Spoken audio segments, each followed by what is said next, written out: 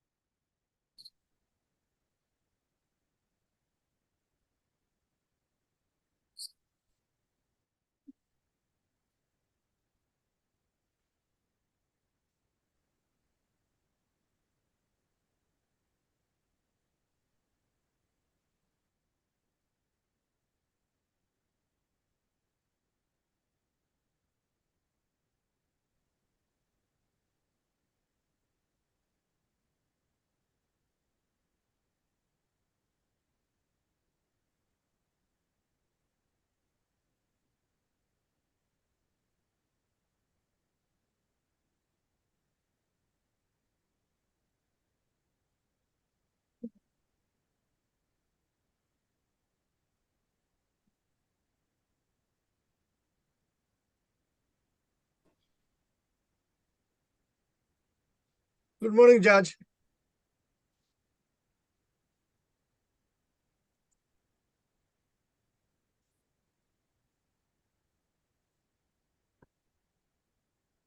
Oh, I thought the judge is here. Oh, never mind. Madam Clerk, check in for Halim Chaudhary.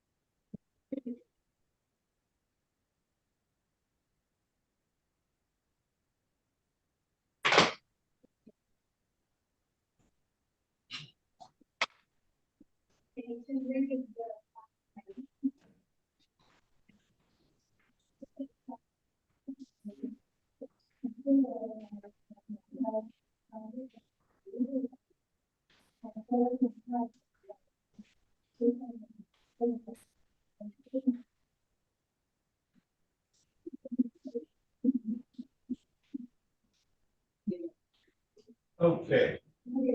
Good morning, ladies and gentlemen. Morning, Your Honor. Morning, Judge. Morning, Your Honor. Good morning. Judge, good morning. Okay, first up, I have Mr. Callahan. Morning, Judge. I got Mr. Coleman. Okay.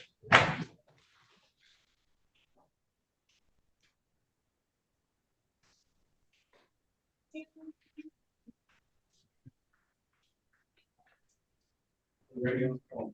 Okay. Calling case number 230-603-6101. The people of the state of Michigan versus the defendant, Brian Lee Gray. The defendant is being charged with count 1, failure to stop at a scene of an accident resulting in serious impairment or death. Appearances for the record, please. Evan Callanan on behalf of the defendant. Who's the defendant? That's Coleman. This is Coleman, Alexander. Alexander Coleman, right? Right. Okay. All right, we're on the same page.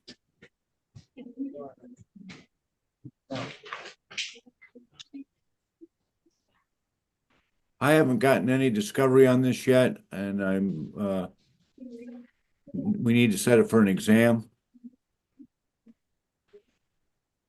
Can I get an appearance? I'm sorry. Was this a homicide case?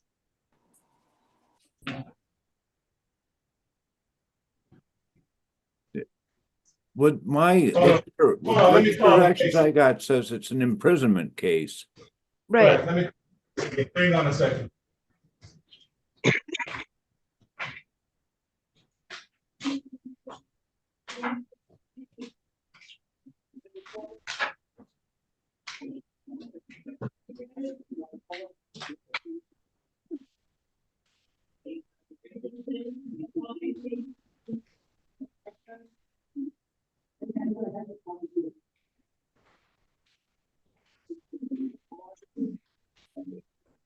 This case has 2 defendants. Should I call both or just the one? Who's the other attorney? The other attorney is Toilet. Yes, you call them both. Okay. Calling case number 220-553-0901. The people of the state of Michigan versus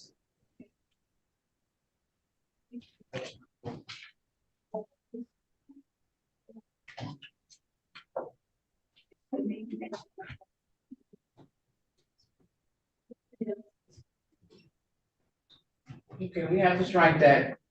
Calling case number 230-606-29202. The people of the state of Michigan versus Alexander Coleman.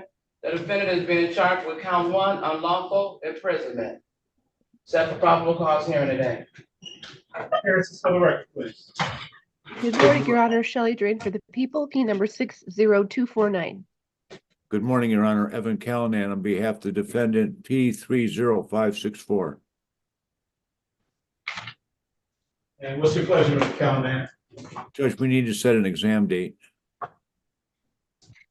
And I need discovery. Ms. Drain, can I get that today? Yes.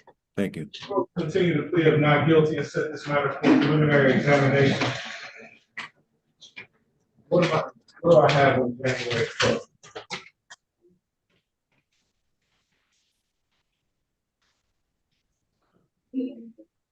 At 9:30. 9:30 available? Yes. How's January 12th at 9:30? That's good, Judge. All right. Will be continued. Thank you. Thank you. Mr. McWilliams. Morning, Your Honor. Attorney John McWilliams. I wondered if you have the Justin Urban case on your docket this morning for a PCC. There's some question of whether it might have gone to Judge Giles. I'm not sure. I don't see a Justin Urban. You do not? Good morning, Judge. This is Erin Wellmeth. Yeah, I emailed the courtroom 234 email yesterday. For some reason, this is showing Judge Giles, but it is an SVU case, a child abuse case. So it should be in front of Your Honor. Should we pop into Judge Giles and see if he has it? Could you do that for me, please? I'm sorry? Could you do that for me, please? Sure. And would we just ask the court to transfer it to your docket? Yes. Okay, yeah, I'll pop in there. Mr. McWilliams, do you want to pop in or do you want to just stay here? I'll just stand by. Okay. Thank you. Thank you, Judge. Thank you. Hassar? Good morning, Your Honor. Good morning, sir. What can I do for you? Thank you, Your Honor. Your Honor, this matter was transferred from Judge Jefferson over to you. Your Honor, apparently Judge Jefferson believed that it should have been assigned to you directly.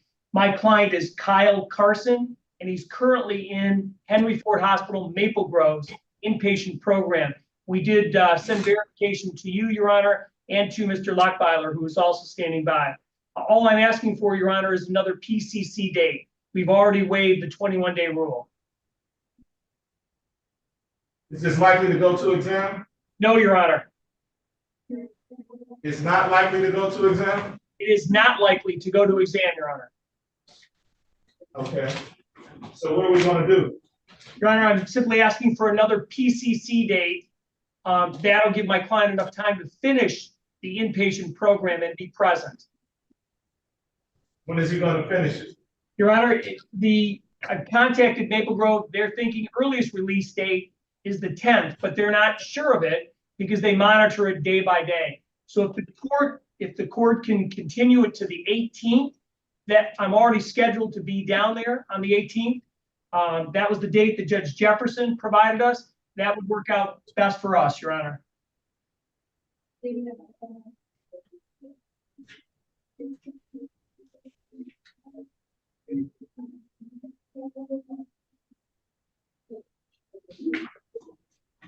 And I'm gonna set it for exams on January 19th at 9 o'clock. Yes, Your Honor.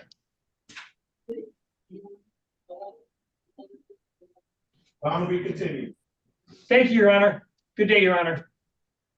Thank you.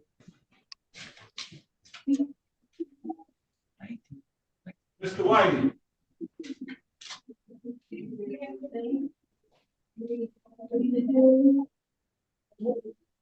Mr. Whitey? Mr. Whitey going once? Mr. Whitey going twice. Moving on. Mr. Noakes, good morning. Good morning, Your Honor. I'm here appearing on behalf of Mr. Martez Norman, who should be on from the Wayne County Jail. I'd appreciate it if I could be put into a breakout room with Mr. Norman.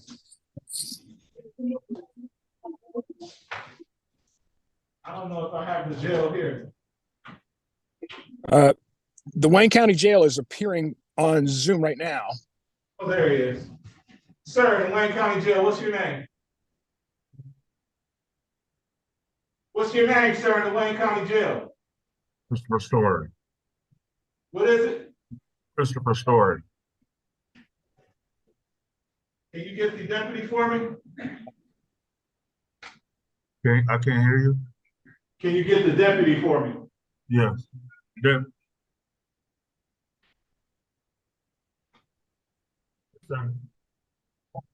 Good morning, Deb. How you doing this morning? Good morning. Just Do came. you have a Mr. Norman for me? You said Nolan? Norman. No, I don't, sir. I gotta look him up. What's the first name, Mr. Norman? Martinez Norman.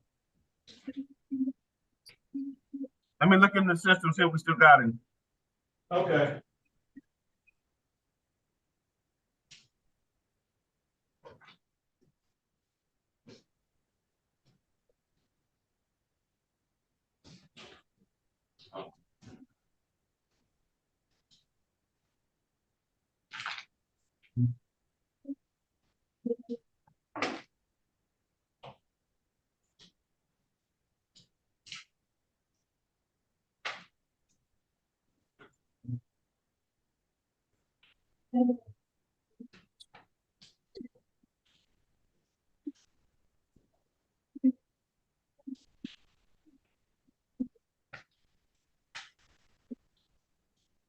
This somebody else is running for judge.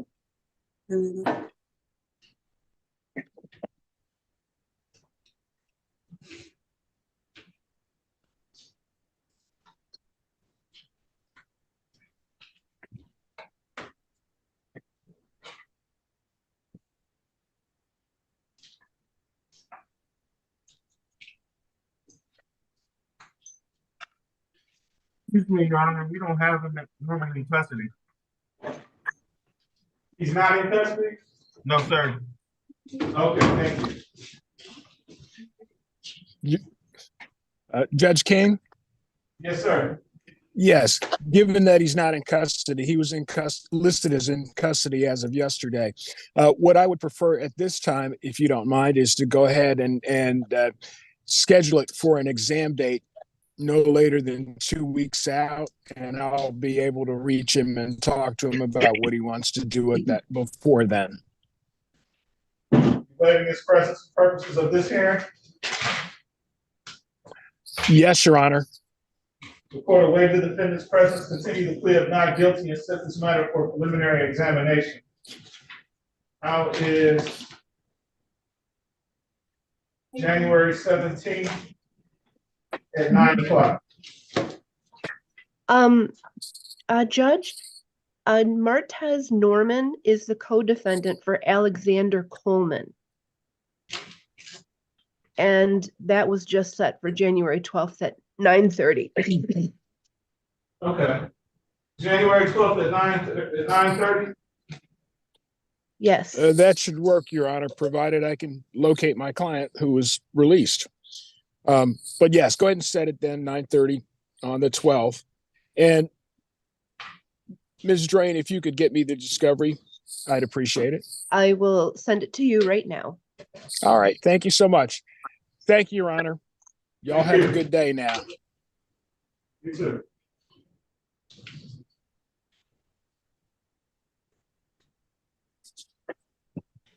Mr. McLean.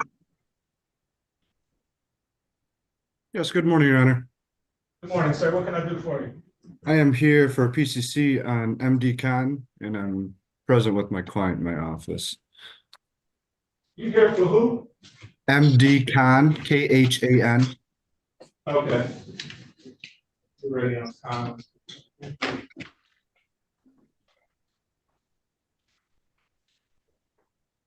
Calling case number 220-607-0101. The people of the state of Michigan versus the defendant, MD Zainab Khan. The defendant is being charged with count 1, assault with a dangerous weapon, felonious assault.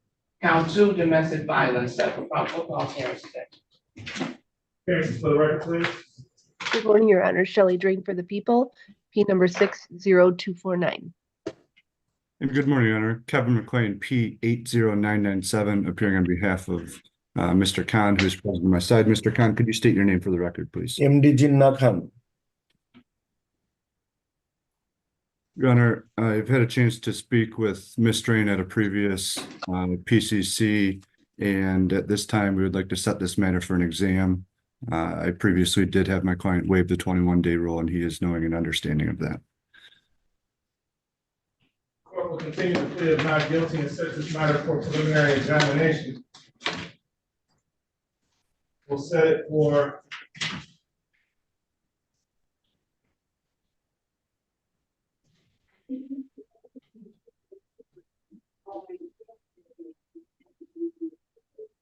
it's January 17th. What time do I have? Your Honor, is it possible to get a different date? I have a civil trial starting on the 16th with Judge Jewell. That's probably going over into the 17th. What do I have available?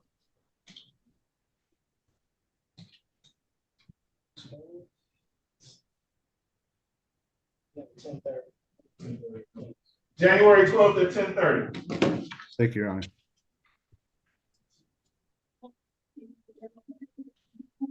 We continue. Thank you. Have a great day. Thank you, you too. Mr. Tillman.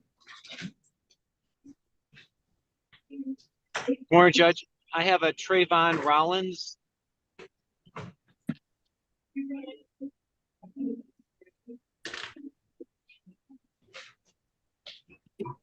Ready on Rollins.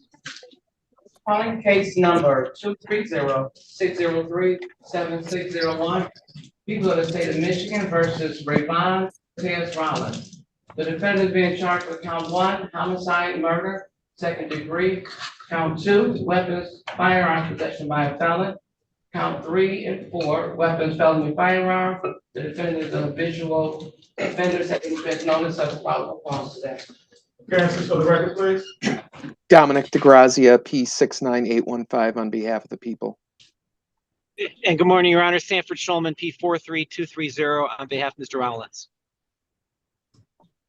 And what's your pleasure, counsel? We need a in-person preliminary exam date. I'm looking on January 11th.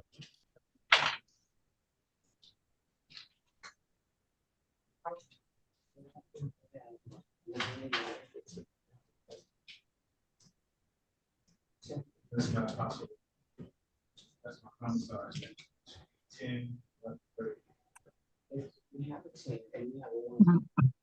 Okay, how's January 11th at 11:30? That's my only bad day. I'm in federal court the entire day. I could do it the day before. Not my homicide day. Oh, that's right. Oh, sorry. That's your homicide day. Does that mean the 18th is the next date? Because I'm available on the 18th. That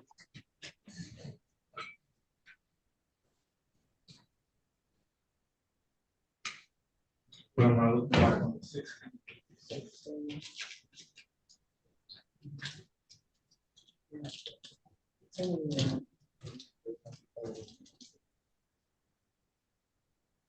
That's good. Yeah, that's really long.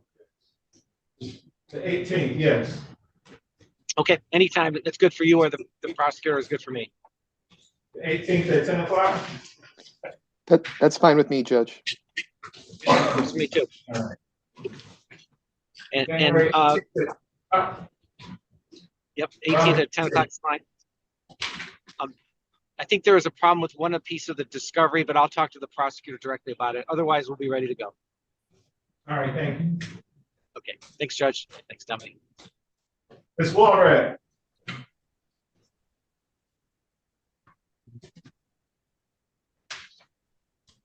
Walrad going once. Walrad going twice. Moving on, Ms. Tulas. Good morning, Your Honor. I'm here on Halim Chowdhury today, and I do not want to waive his appearance. I want to wait and see if he logs on.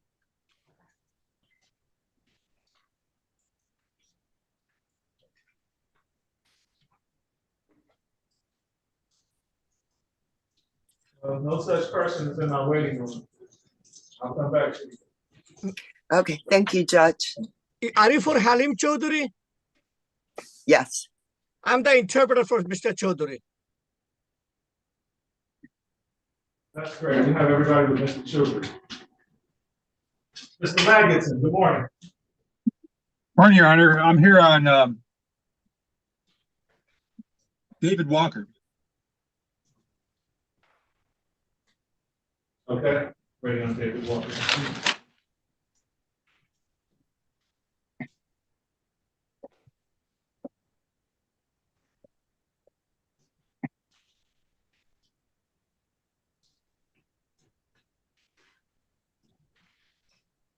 Case number 230-606-2701, the people of the state of Michigan versus the defendant, David Walker. The defendant is being charged with count 1, assault with intent to do great bodily harm, less than murder or by strangulation. Count 2, assault with a dangerous weapon, felonious assault. Count 3, domestic violence, third offense. Separate probable cause hearing today. Appearances for the record, please. Good morning, Your Honor. Shelley Drake for the people, P number 60249. Good morning, Your Honor. Mark Magidson, P number 25581 on behalf of Mr. Walker. Your Honor, is he in the waiting room? I'm here. Tell me your name for the record, sir. Randy Walker, I'm here. No, this is David. David. David Walker. You're not David Walker, are you, sir? No, sir. What are you here for? Well, in that case, Judge, for these purposes, I would waive his appearance. Randy Walker, why are you here? For Kevin Mark's case,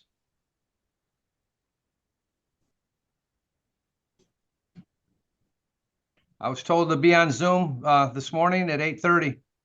Are you the complaining witness? I'm the victim. Right, okay. Sir, it's not necessary that you be here on Zoom today. Okay. So I'm all set? Yes, you're all set for today. You'll be in contact, prosecutor will be in contact with you. Thank you, Your Honor. Thank you, sir. All right, Mr. Magnuson, what are we doing now? For the purposes of a PCC hearing, I would waive my client's appearance. Court will waive the defendant's presence. What's your pleasure? We would request an exam date, Judge. The court will continue the plea of not guilty and set this matter for preliminary examination. How is January 17th? At 9 o'clock. I have a couple of matters up at 9. Do you have a later in the morning? What time do you prefer? Say 11? January 17th at 11 o'clock. Thank you very much. Will be continued. Thank you. Thank you.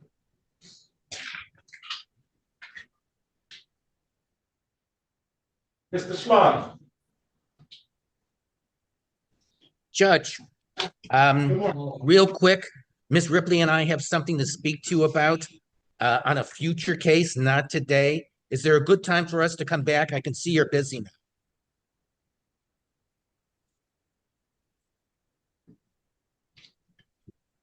What do you want to talk about? A problem that my client's having that may affect us all. Do tell. Well, do you want to hear it now or later? Well, since you're taking up my time now, now's better than any time. Go ahead. Well, Miss Ripley, are you there too? Yes, I'm here. So, Judge, my client is charged with CSC 1 with a child, and I've been trying to get in to see him. He's in the infirmary at the Wayne County Jail. Now, I've been trying to get details, whether he's contagious or not, things like that. No one was willing to share anything with me. The last few days when I've gone over to the jail, they have advised me that he is constantly soiling himself, and they don't seem to be doing much to clean him up and things like that. And I can't get any explanation on whether this is a physical thing and he should be seeing a doctor, or whether this is a mental health issue. And I can't see him under these conditions, and I'm not quite sure what the court's attitude is about having him present on the 9th. Just don't know what to do at this point. What are you asking? I was kind of hoping that perhaps the court, through its judicial aid or deputies there, could make inquiries, and maybe they would be more responsive as to this man's condition than they are to me.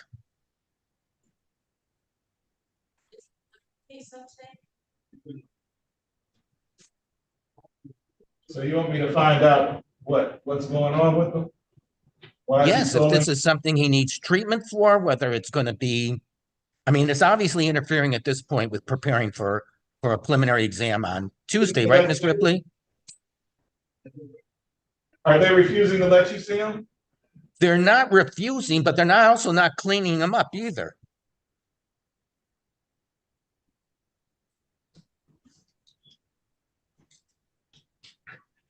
So if you can see him, why can't you ask him what's going on? Or make some kind of assessment? I'm not thrilled about seeing him under the present circumstances. I mean, they're telling me that he's filthy and that he smells. And I think that's somewhat beyond what a defense attorney should be able to have to do. I mean, they have responsibilities for their charges. They should be clean. They should be medically seen to or psychologically seen to.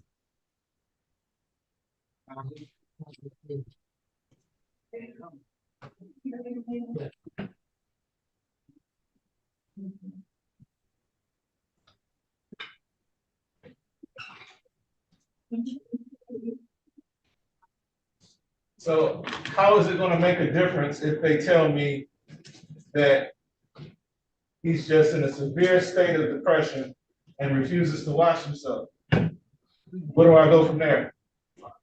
I'm not sure what's going on. They won't even come down and see me. I asked for the nurse yesterday. I asked for somebody in charge. I got somebody on the phone there, and they're just saying that he soils himself.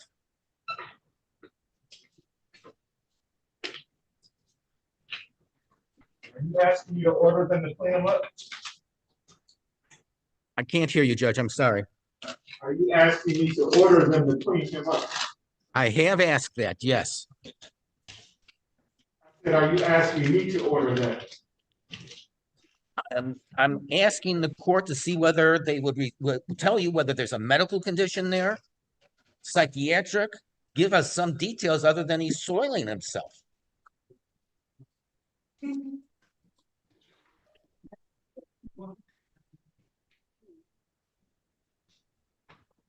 When are you able to come here in person? I'm sorry, Judge? When are you able to come here in person? Today? I can be there. Miss Ripley, are you available today? Well, I'm supposed to be in Judge Elenice Bryant for a bench trial at 10:30.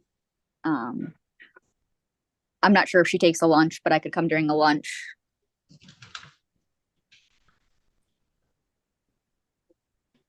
I'm pretty sure she takes a lunch. Then that would be fine. Let's say What time did he say? Around 12:30. I'll be there. Okay. Thank you. Sorry for taking up your time. Ms. Birchback. Good morning, Your Honor. I have Mr. Bryant Gray, who I see on the Zoom there. Okay. This has a specially assigned prosecutor. However, I have spoken with him. Oh, he's on there. We're waiving the preliminary exam today. All right. Is that you, Mr. Anderson? That is, yes, Your Honor. Good morning. Great. Okay. Calling case number 230-603-6101. The people of the state of Michigan versus the defendant, Ryan Lee Gray. The defendant is being charged with count 1, failure to stop at a scene of accident resulting in serious impairment or death. Several probable cause today. Appearances for the record, please. Good morning, Your Honor. Jaron Anderson on behalf of the people, P85434. Good morning, Charlotte Birchback from the Neighborhood Defender Service, P number 86740 on behalf of Bryant Gray. Mr. Gray, can you say your full name for the record? Good morning, Your Honor. Bryant Lee Gray. What's your pleasure, Ms. Birchback? Your Honor, after speaking with Mr. Gray, we have decided to waive the preliminary examination, and we're asking to be bound over to Third Circuit Court. Mr. Gray, please raise your right hand. Do you swear or affirm to tell the truth, the whole truth, and nothing but the truth, so help you God? Yes, sir. Thank you, sir. You can put your hand down. Sir, you understand you have a statutory right to have a preliminary examination. By waiving the same, that means you won't have one, and you'll be bound over to Wayne County Third Circuit Court as you stand charged with a complaint warrant. You understand that? Yes, sir. You understand the nature and the purpose of a preliminary examination? Yes, sir. You understand if you were to have one, the prosecution would have to establish that the crime you're charged with was committed in the city of Detroit, and that there's probable cause to believe you committed it. Yes, sir. Is anyone forcing you to waive your right? No, sir. Does anyone promise you anything? No, sir. Are you waiving your right freely and voluntarily? Yes, sir. Any objection from the people? No objection, Your Honor. Thank you. The court finds defendant's waiver is made knowingly and voluntarily freely given. The court will therefore bind the defendant over to Wayne County Third Circuit Court criminal division for the proceedings. His arraignment on the information date and time will be January 17th, 2024 at 9:00 a.m. Trial will be continued. Thank you, Your Honor. Thank you, Your Honor. And Mr. Gray, you can log off. Your next court date's on the 17th at Third Circuit. Okay, thank you. I'll call you before then. Okay.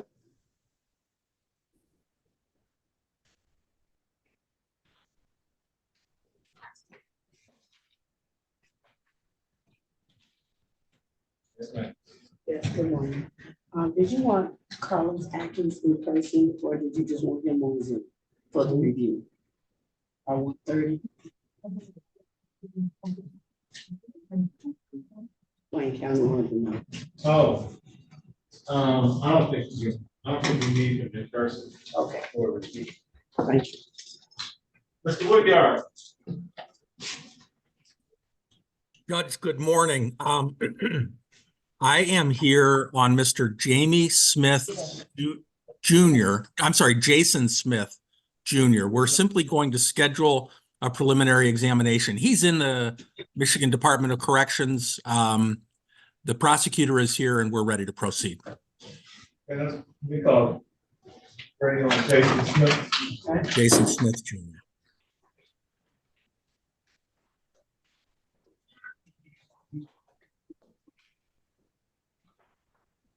Calling case number 230-593-5101. The people of the state of Michigan versus the defendant, Jason Deshaun Smith Jr. The defendant is being charged with count 1, homicide, felony murder, count 2, homicide, murder, first degree premeditated, count 3, robbery, armed, count 4 and 5, weapons, felony, firearm, and 6, except for possible cause today. Appearances for the record, please. Good morning, Your Honor. Anna Bickerstaff on behalf of the people, P82215. And Judge King, good morning to you and to your staff also. Michael Woodyard, P64612. I'm a staff attorney at Neighborhood Defender Service. We represent Jason Smith. Judge, for today's purpose, I would waive his presence to appear on the Zoom call. The court will waive the defendant's presence. What's your pleasure? Thank you, Judge. We simply need to schedule a preliminary examination. We appeared once during the holiday break. Mr. Smith waived his 21-day rule. We need to accommodate a schedule of getting him down here from the Department of Corrections. So a preliminary exam schedule. How's January 18th at 11:30? That day is fine with me, Judge. Works for the people. That works for the people. Thank you. January 18th at 11:30, bond will be continued. And Judge, not to be a Budinsky, but that's enough time for MDOC to get him down here? That's 2 weeks. It sounds good to me. I just want to make sure we're all on the same page. Thank you, Judge.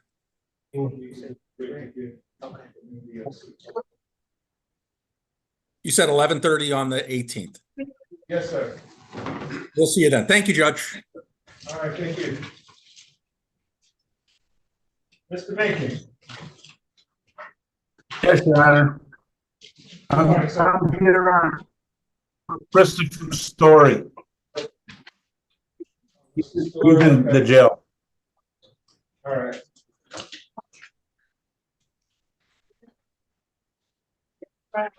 Christopher Story.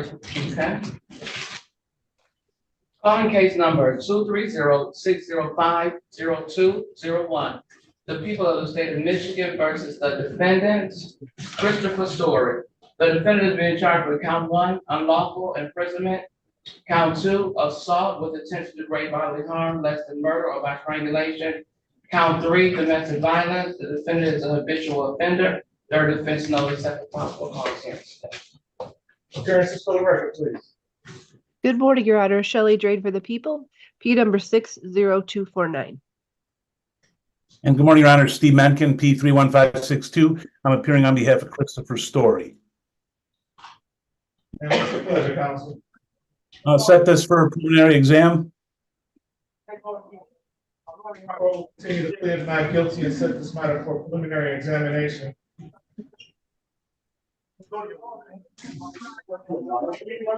My attorney's on the screen too. My attorney's right here.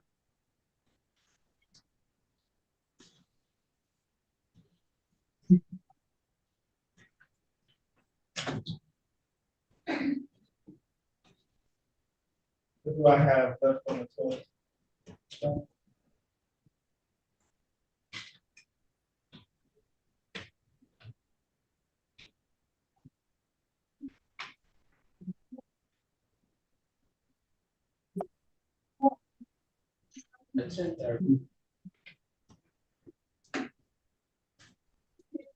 No, I did 10:30 my time. January 12th is it? Yeah.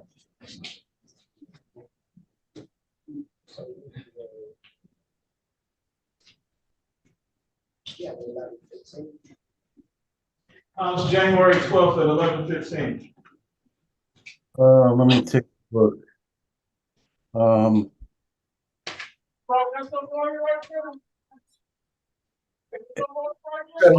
the screen. He's on the screen. I'm looking. I'm sorry, I didn't hear. January 12th at 11:15.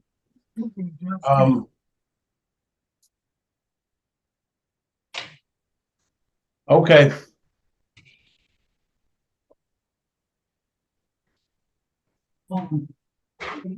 That's good. All right, January 12th at 11:15, bond will be continued.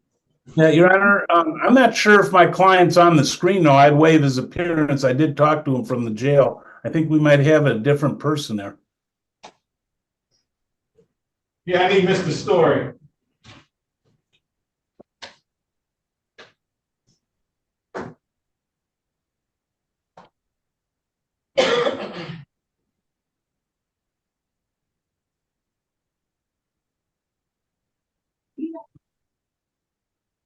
Mr. Story, tell me your name for the record. This is Story right here. Okay, tell me your name for the record, sir. Mr. Story, tell me your name. Mr. Story, we set your matter for preliminary examination on January 12th at 11:15. That'll be in person in 36th District Court. Thank you. Call White. He's all set. You're all set, Mr. Story. Thank you. Well, what? I didn't hear. I couldn't hear anything. January 12th at 11:15, sir. All right. For exam, Mr. Story, I'll see you then. Okay. Good morning, Ms. Watt. Good morning, Your Honor, and Happy New Year. Happy New Year. What can Are we proceeding on the bond hearing on Mr. Atkins this morning? It was scheduled. I'm not sure what you're talking about. What's on here? Okay. There was a bond hearing scheduled for Carlos Atkins. I had requested a DSU report. So I'm hopeful that you have it. And it was placed on the docket for today while you were not here. Oh, okay. That's set for exam at 1:30.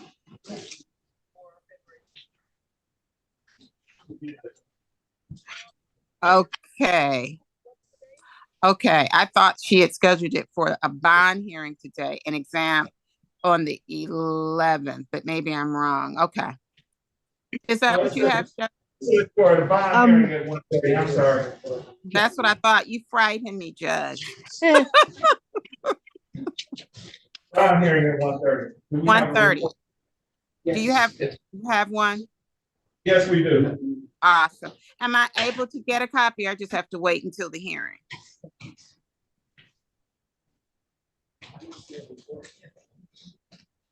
Okay, we're gonna have to follow up on that because I'm told one was sent, but we don't see it. Okay. Mr. Chris. Morning, Judge. I'm here. Wilma Turner, she's on Zoom.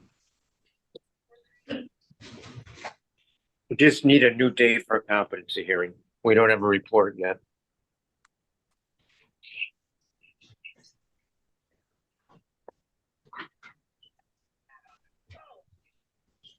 Do I have the APA here on Turner?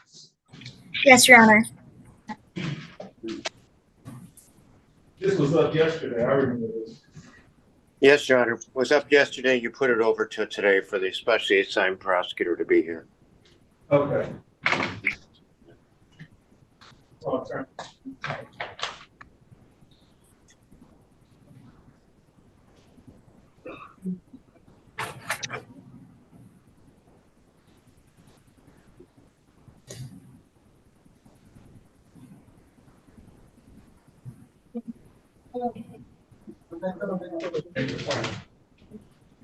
What's Ms. Turner's first name? Wilma, Your Honor. Okay. Wilma Turner, Judge.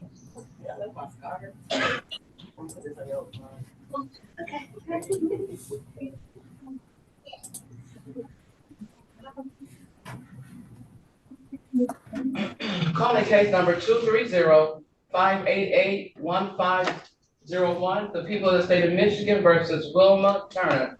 The defendant is being charged with count 1, homicide, murder, second degree, set for competency hearing today. All right. Appearances for the record, please.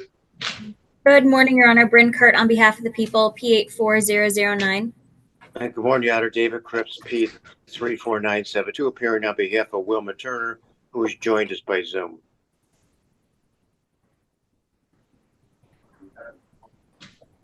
Where's Ms. Turner?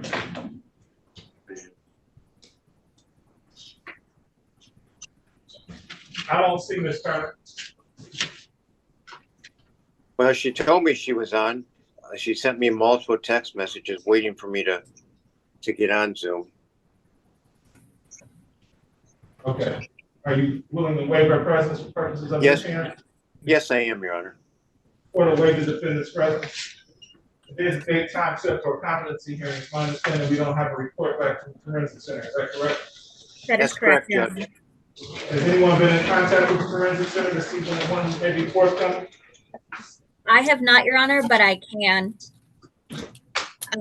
I know that I did send out the required documentation the same day that the referral was made and the order was made by this court. 30 days, but over 30 days. I will adjourn the competency hearing to February 5th at 8:30.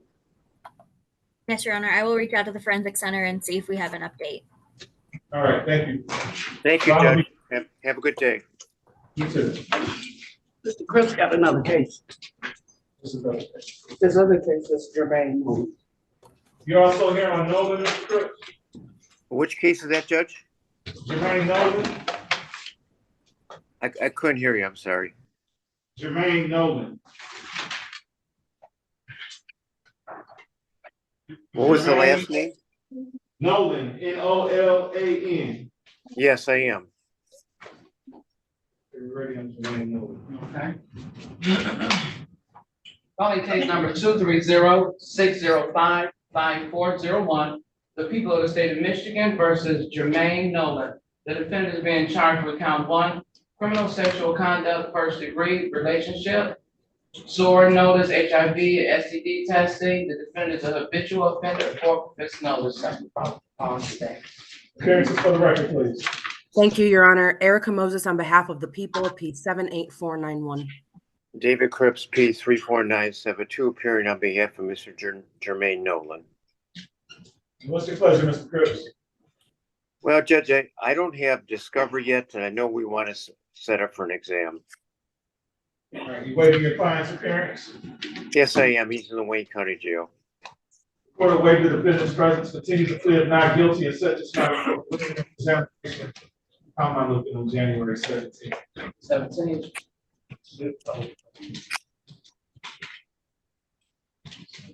Your Honor, I start a jury trial in front of Judge Walker on the 16th, a CSE 1. It's expected to last 5 days. Do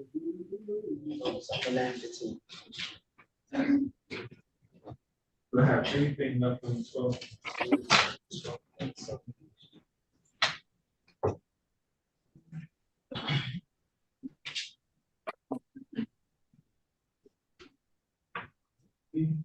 Actually, no, just crank me out. So.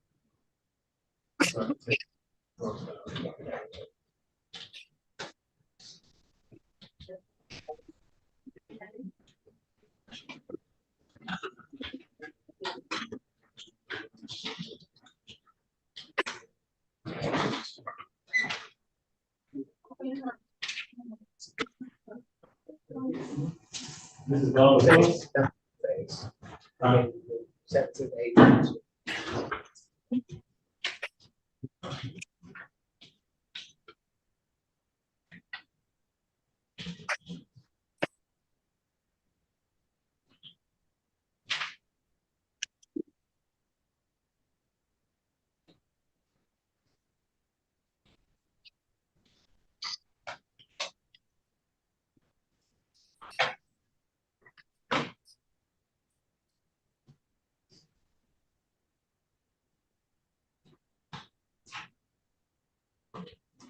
Okay, how about January 12th at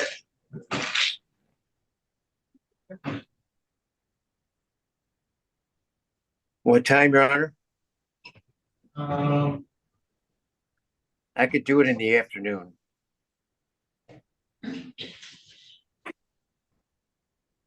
January 12th at 1:30? It's fine for the defense. Okay, January 12th at 1:30. Donna, we continue. Judge, can I have one moment? I'm sorry, I'm checking my calendar.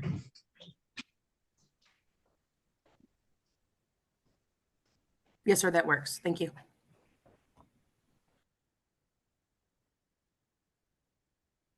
Thank you, Your Honor. Thank you.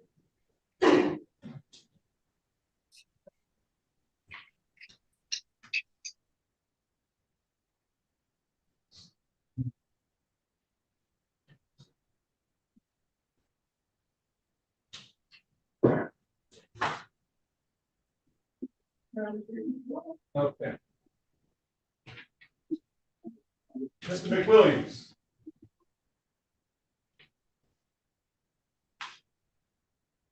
Mr. McWilliams.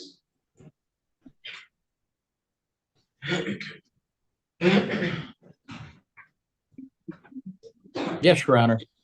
What can I do for you, sir? I'm waiting for Miss Wilmo to come back from Judge Giles to do the PCC before you on the case of Justin Urban.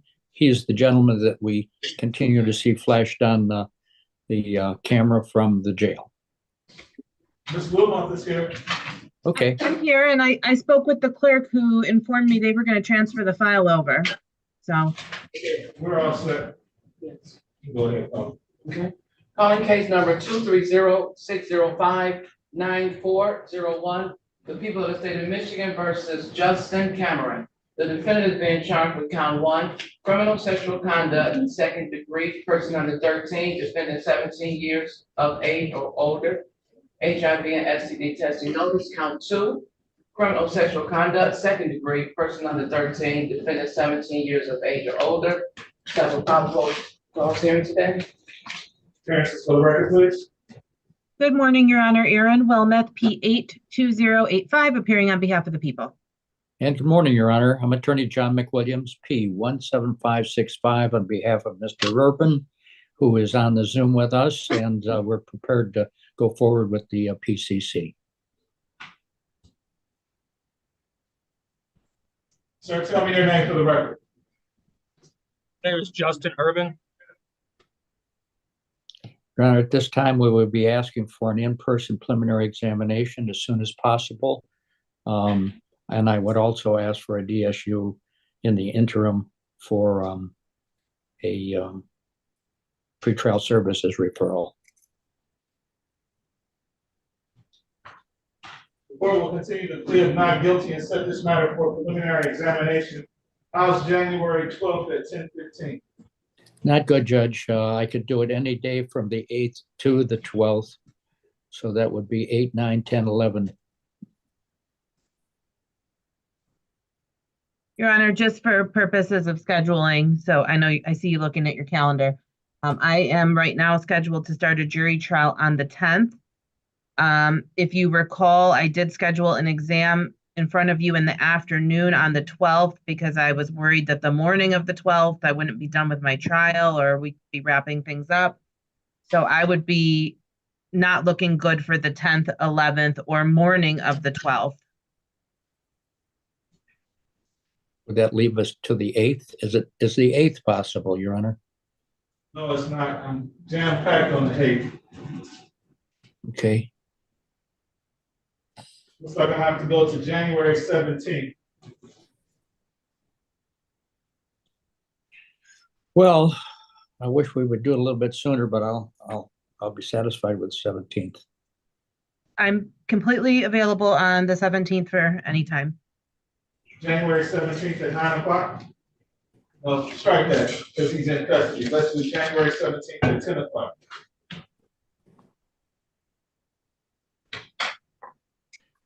Judge, I'd like to speak somewhat at this time with regard to bond, especially since it's going to be 2 weeks. but I'd still like to have a DSU eventually in the case. I'll refer to pretrial services for bond recommendation. Okay. Would you like to know that my client has never been in any type of trouble before, Your Honor? Clean record. He's certainly of not a senior age, but he's certainly of age where people that would be not good, a good person, he has not been in any trouble whatsoever. He's been constantly employed. He's educated. He may have some problems about where he might reside. However, the person that is the alleged complainant in this matter does not reside in that home. And I would think he would be a candidate for a tether and or personal recognizance with a tether. Did you just tell me there's where he may reside? The victim is not, the alleged victim is not where he resides. He resides with his children and the mother of those children, who is related. The mother is related to by being the aunt, and that person, the alleged victim, lives somewhere else. People? Your Honor, I'm not even sure what the bond is in this case. $50,000. Cash? Yes. Your Honor, I'm going to leave it to the court discretion. I can't in good conscience go say anything against what defense is presenting because that is accurate. There's no criminal history in this case. I don't have any history of failures to, any failure to appear history for any type of tickets. The allegations, of course, are serious. The complainant in this case does not reside or did not reside with the defendant. Certainly, if the court is inclined to modify the bond in any way, I would absolutely ask for a tether, though, with some, restrictions on time. No contact with any child under the age of 18, and certainly no contact with the complaining witness. Unless it's his own personal children.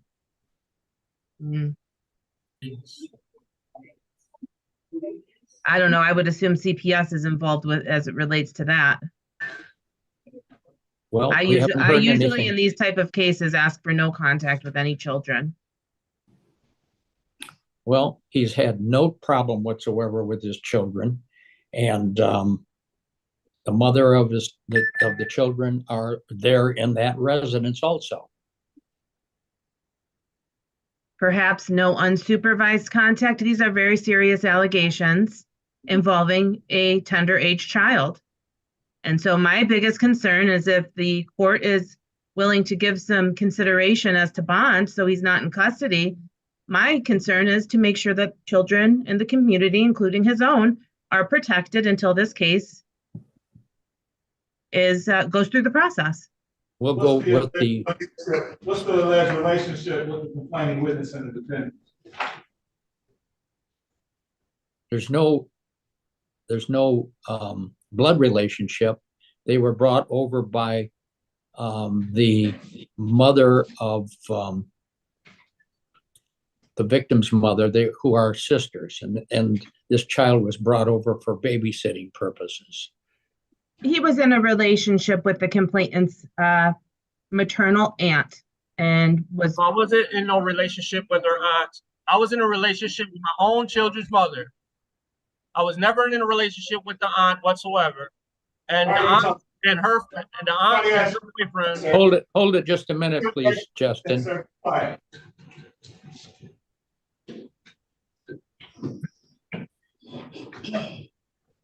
We'll go for unsupervised, no unsupervised. He was certainly living in that residence. residence with the maternal aunt. The maternal aunt doesn't live there. Justin, settle down. I'm sorry, but I want to be represented fairly. He talked himself right out of the bond. There you go. Bond continue. Thank you. Thank you, Judge.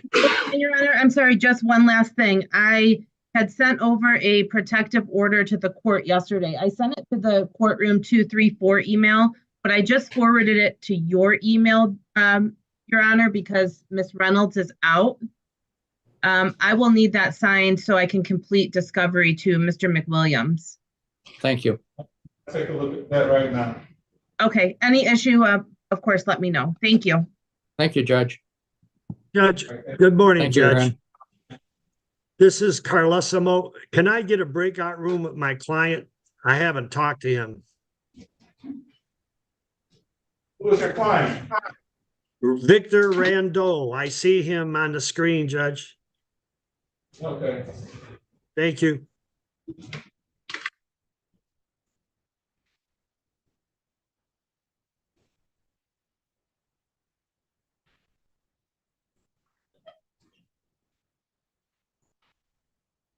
Join the breakout room.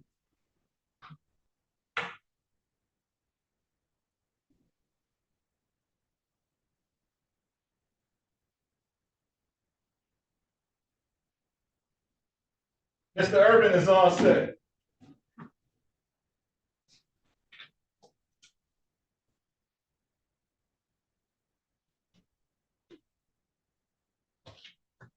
Mr. Urban is all set.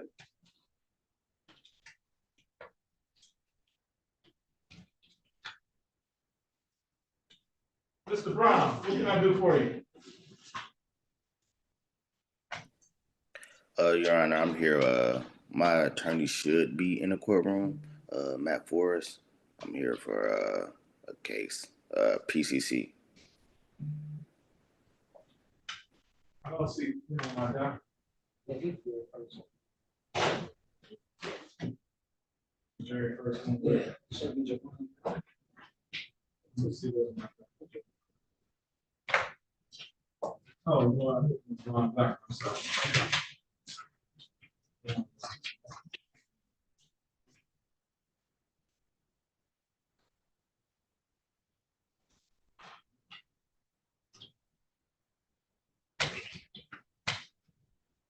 Judge, I'm the prosecutor on Mr. Brown's case. Mr. Forrest will step into another. Okay, I didn't say. He was sitting, he's been sitting. Mr. Coleman, what can I do for you? We have a matter for the court disciplinary exam. It's James King who's here. I think it was 79. James King? Yes, sir. He's here. All right, let's talk. Let me go get him. Okay.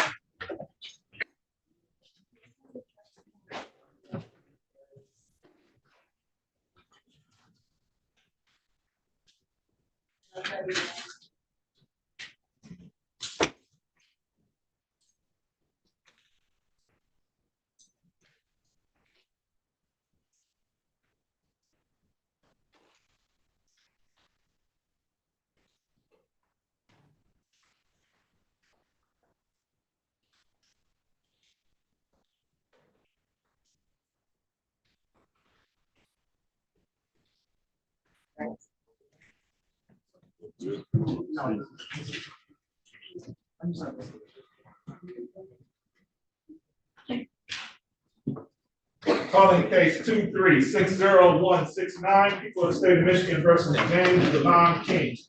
Defendant is charged in count 1 assault with intent to do great bodily harm, less than murder or by strangulation.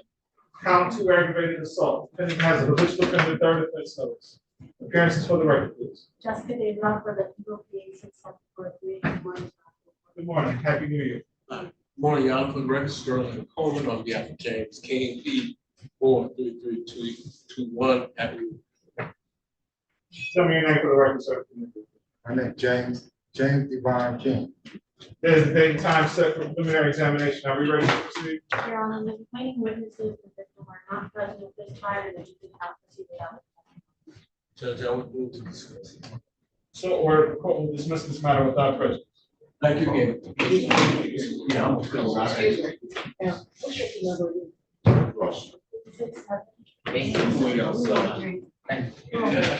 I need a dismissal order.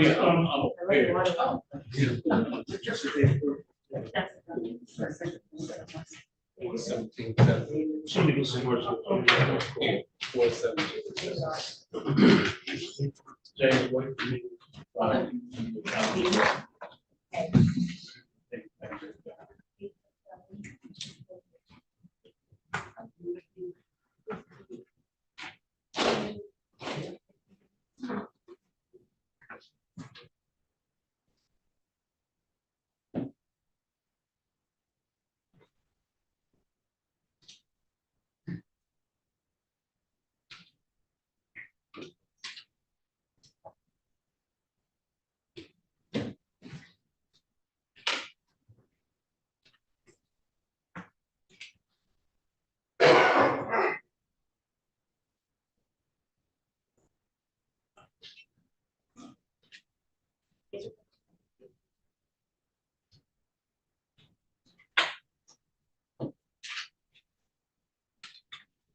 Do I have anybody here on time?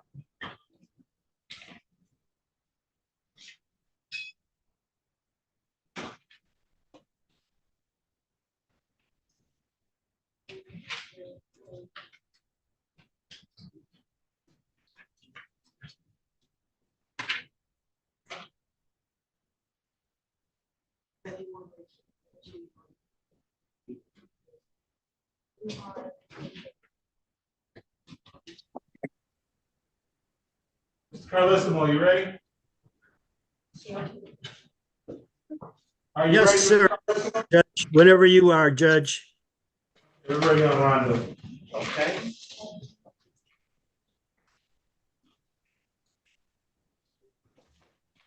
On case number 230-604-7601, the people of the state of Michigan versus the defendant, Victoria Lamonte Rondo II. No, that's not my name. Victor.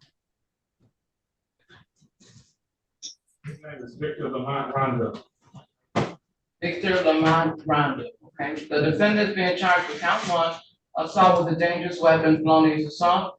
Count 2, weapons, felony, firearms. Count 3, domestic violence. Step for probable cause hearing today. Appearances for the record, please. Good morning, Your Honor. Shelley Drayton for the people, P number 60249. Good morning, Your Honor. Anthony Carlissimo. My P number is 25352. Your Honor, I represent, court appointed to represent the defendant, Mr. Rondo. I approve of Zoom. Mr. Rondo, tell us your name for the record. Victor Lamont Rondo. What's your pleasure, Mr. Carlissimo? Your Honor, at this time, after talking to my client, we're asking for a preliminary examination date. And I'd like to address bond conditions when you're ready. Court will continue the plea of not guilty and set this matter for preliminary examination. How is January 12th at 10:45?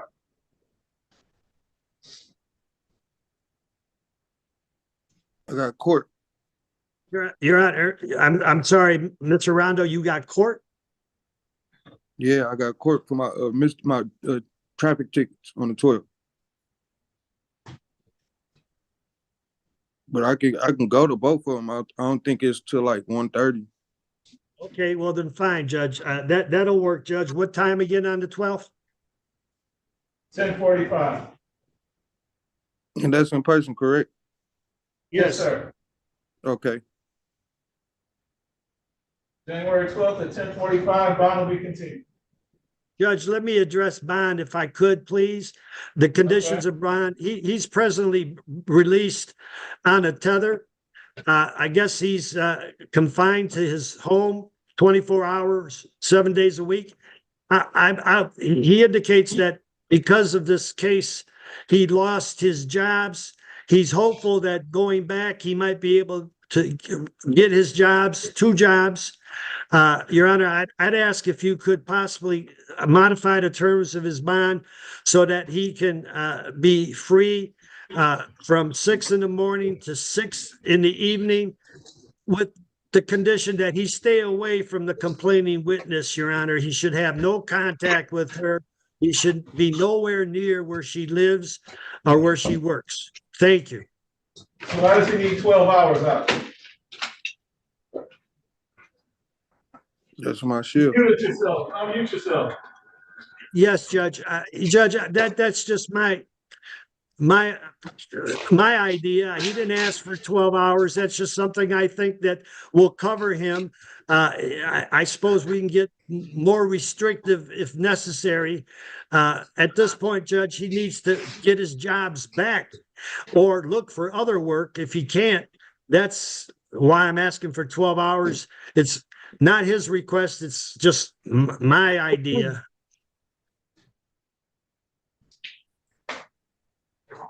People, Your Honor, I'm not objecting to some hours. 8 to 6. 8 to 6, Mr. Carlissimo. I'm sorry, I didn't hear you, Judge. 8:00 a.m. to 6:00 p.m. 8:00 a.m. to 6:00 p.m. He can be out and about. Yes.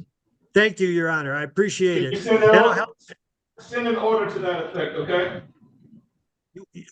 Okay, Judge, can somebody put an email,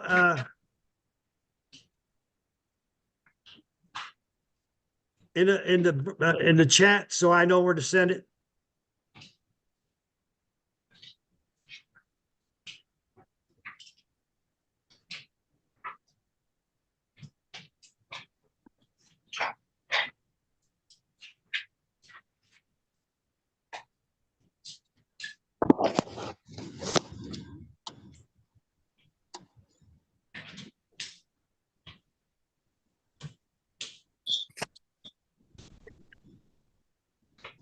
Judge, an email address in the chat.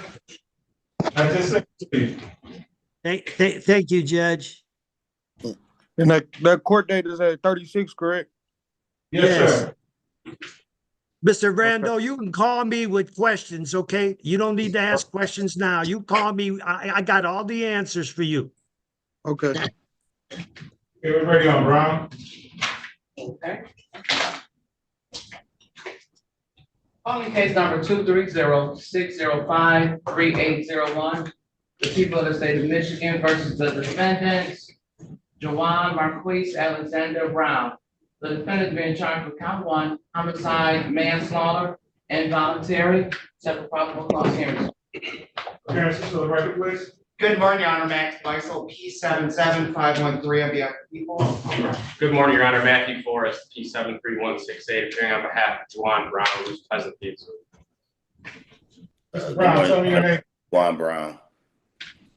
What's your pleasure, Mr. Forrest? Your Honor, I do have a discovery order that I prepared. However, I did present it to the prosecutor this morning, who had no objection to it, although now looking at it, there is a mistake in the heading I need to correct before I send it to the court.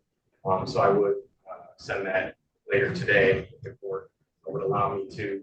I did also, I have been in communication with Mr. Beisel, and apparently discovery is voluminous, and I did tender him a hard drive this morning in court for him to upload discovery to. So I'm asking the court to set preliminary examination date the week of January 29th if the court's available. That's a little too far out. What about January 18th?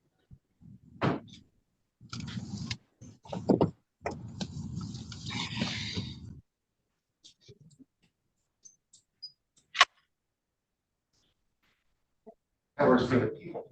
Is court available the 23rd? What's wrong with the 18th and 1:30? 1:30. I'm available at 1:30. Okay, January 18th at 1:30. And Judge, I did tender to Mr. Forrest an amended complaint to put defense on notice that if the exam that people intend to show on point 2, which would be a common law offense, misconduct in office by corruption. Okay.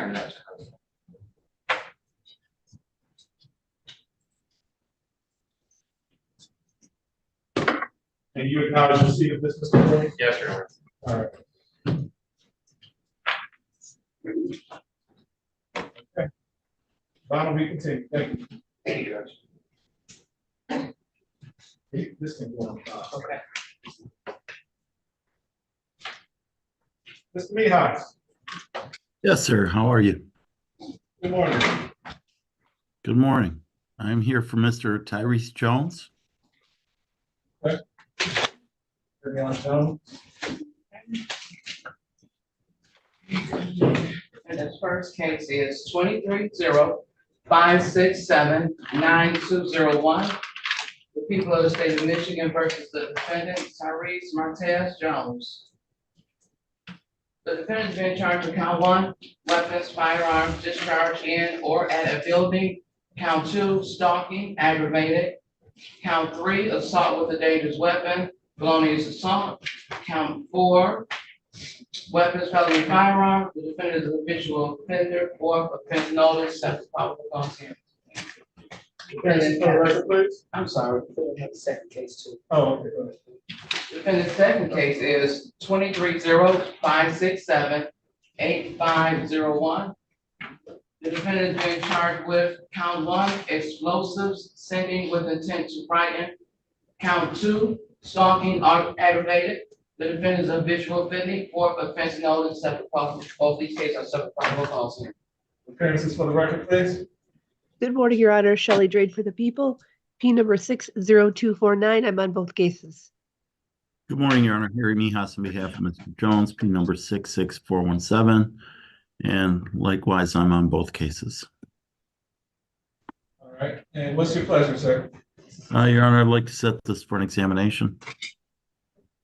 How is January 12th at 12:15? Let me see, Your Honor.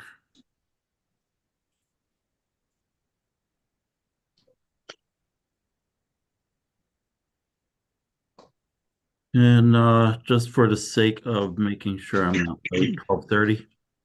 I have to be in Judge Slavin's at 11:30.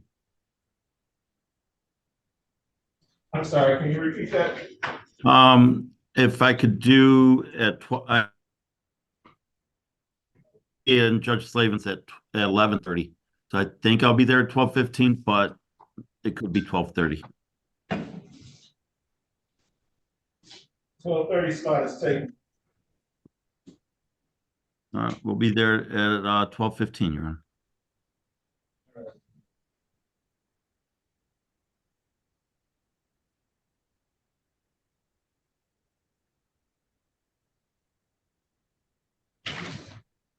January 12th at 12:15.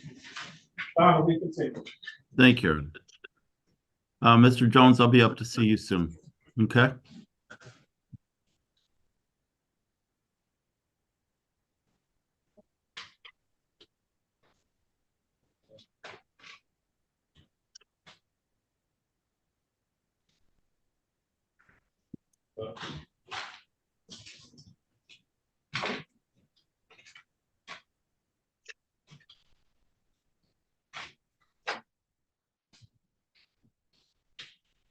Okay, Ms. Warrad.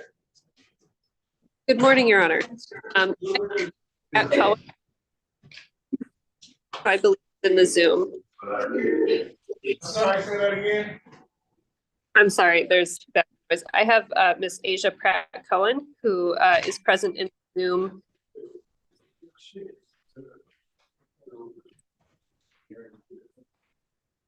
Was the court able to hear that? Yes. Okay. Sorry. I have an APA here on Pratt. Let's call Pratt. Yes, I'm here, Judge. Okay. Number 230-606-4701.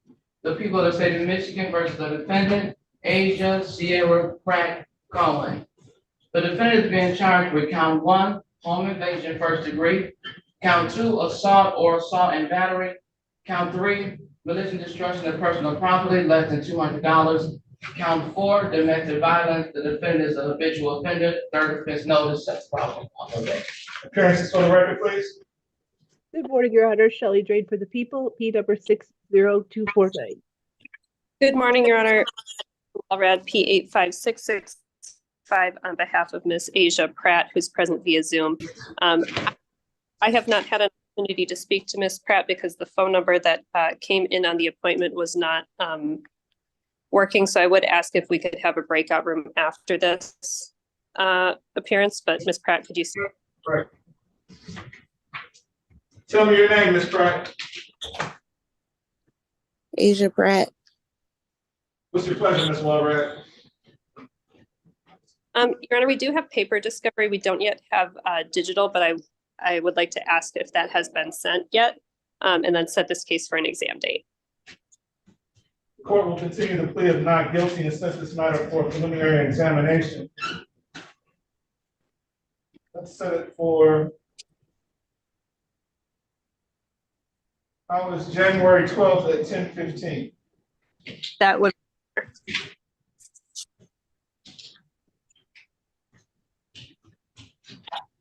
Okay, January 12th at 10:15, bond will be continued. And then Ms. if I Walred, could be placed in breakout I'm room. sending you the digital discovery right now. Thank you.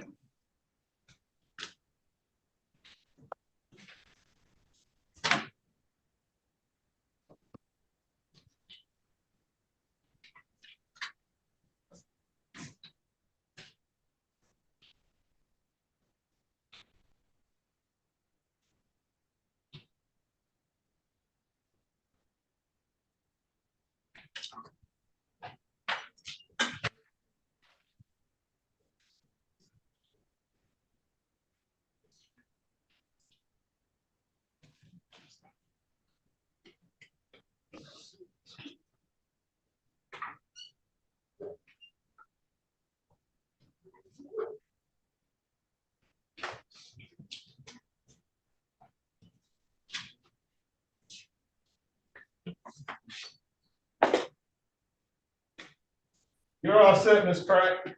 Your Honor,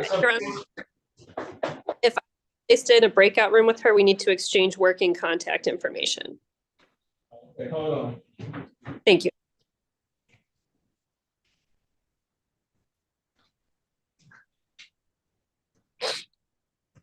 Join the breakout room. Thank you. Mr. Dox. Good morning, Your Honor. Here are Mr. Marks, Kevin Marks. Okay. Ready on Kevin Marks. Okay.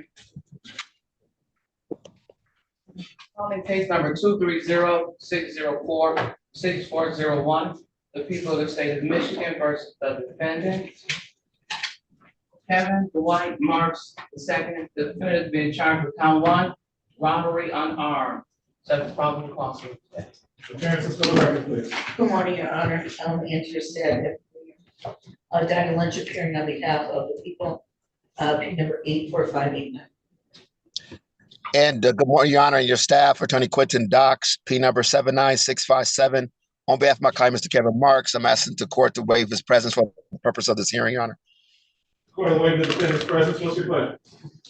Your Honor, we're asking for preliminary exam. Court will continue the plea of not guilty and set this matter for preliminary examination. How is January 17th at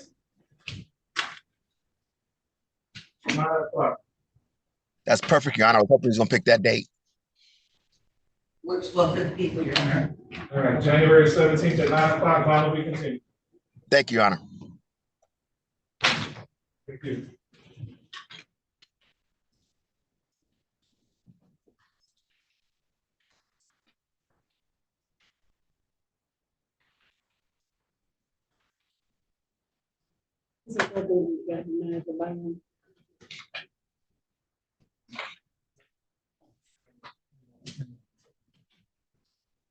Wasn't this the one that we did that got denied the bond? He had another attorney to live with. Did we do this before that was very good?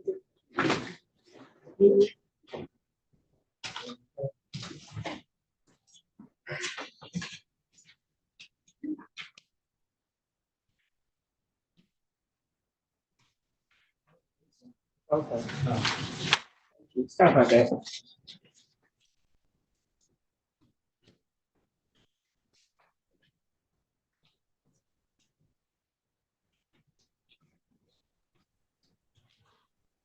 Judge, good morning.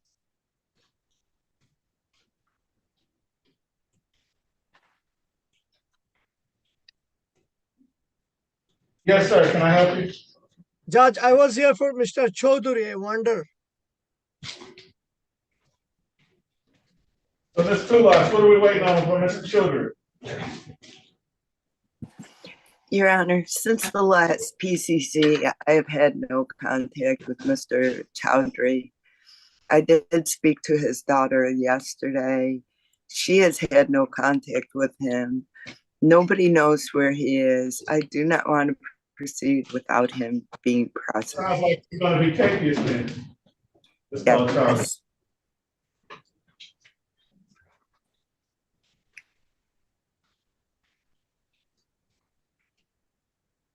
On case number 230-553-0901, the people of the state of Michigan versus the defendant, Pelham Chowdhury.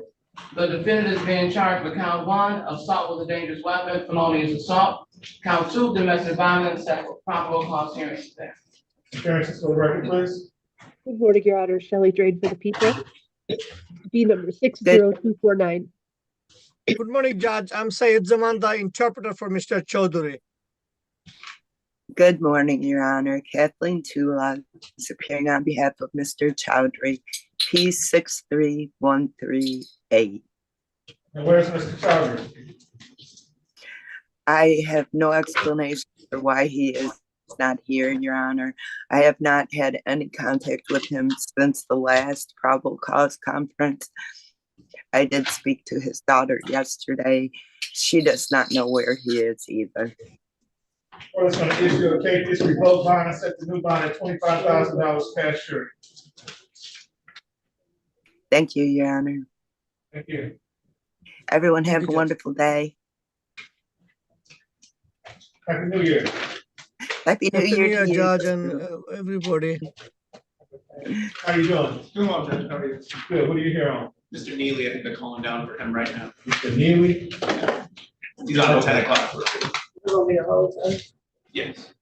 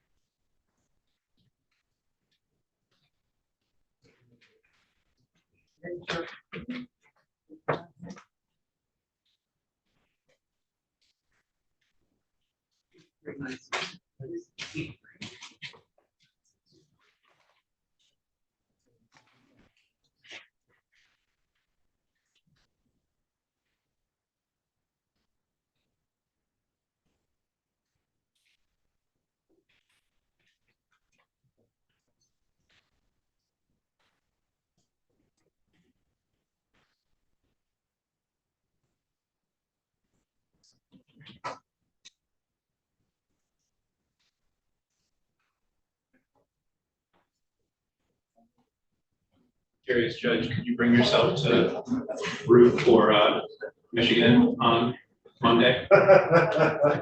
Just a little bit, just a little, just a little.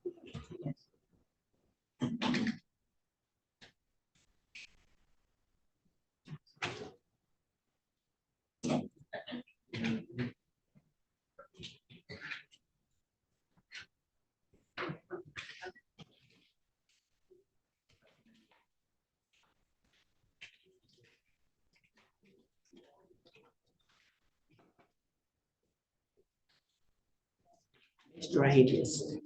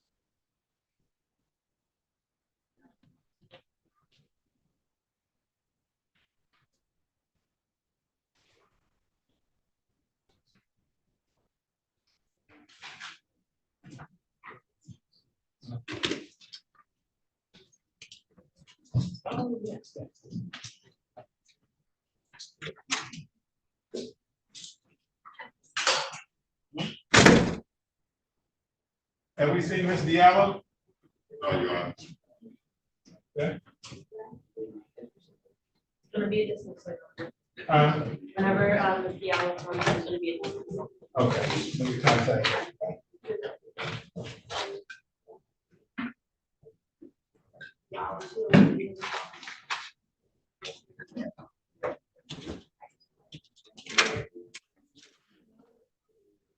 that's good. Let me see if they're ready. Are we ready on Neely, sir?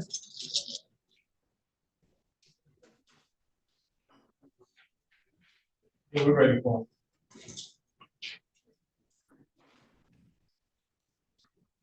Oh, Mr. Neely.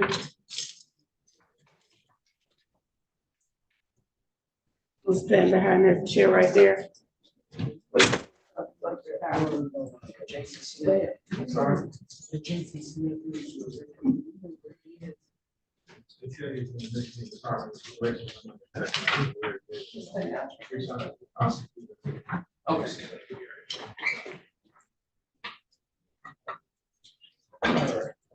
Calling case 2359395, people of the state of Michigan versus Dwight Junior Neely. Defendant is charged in count 1 armed robbery, count 2 weapons, firearm, pneumatic gun. Defendant has a habitual in the court defense notice. Appearance for the record, please. Good morning, Your Honor. Erin Dan for the people, P78733. Police attorney from the Neighborhood Defender Service in Detroit, P83960 on behalf of Mr. Neely, who appears to be in person today.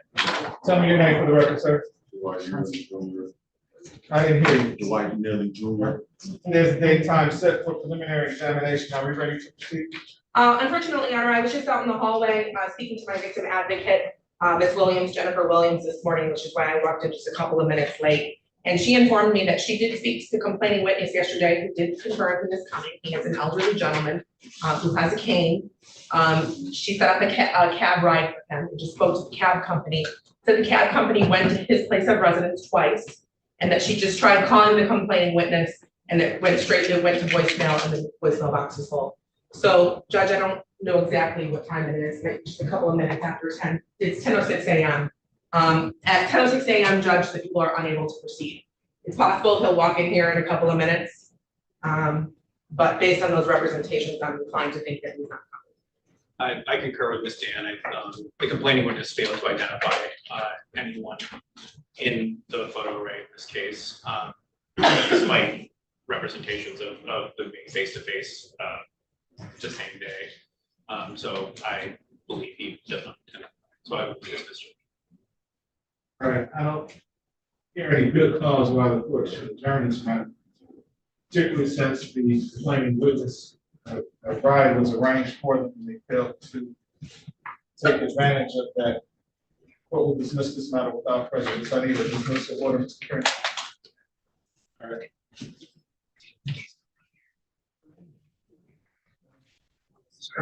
Sorry, you told me last week.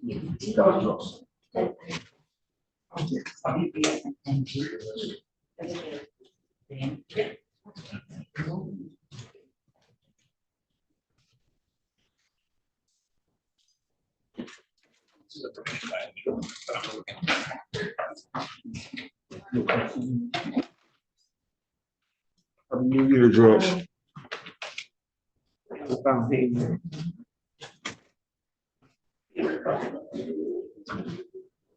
Thank you, Judge.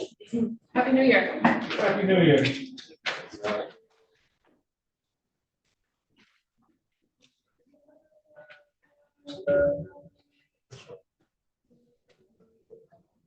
I think so.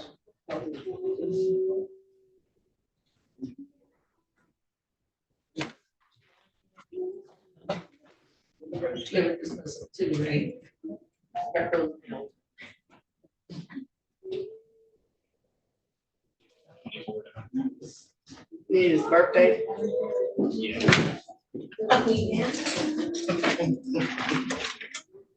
Sir, the court is in session. Could you please lower it? Thank you.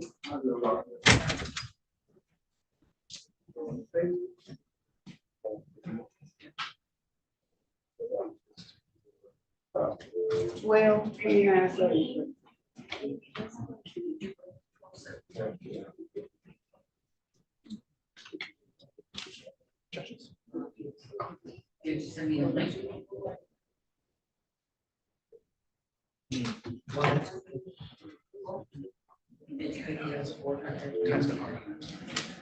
Okay, all right.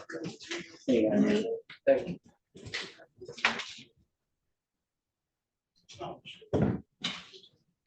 Oh, my bad.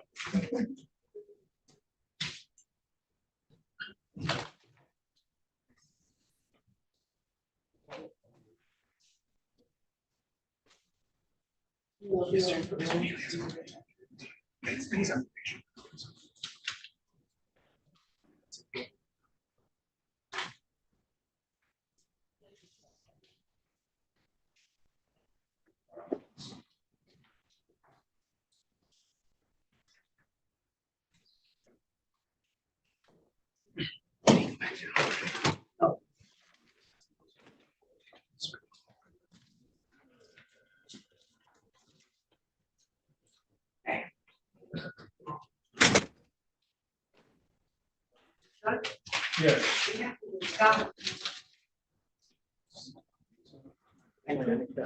I haven't seen Mr. Jeunesse yet.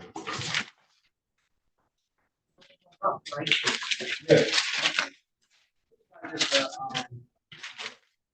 Violation hearing set for today also, it's not on our document and it's not set for today. I have to email and say that he is getting for a total violation, burn sign.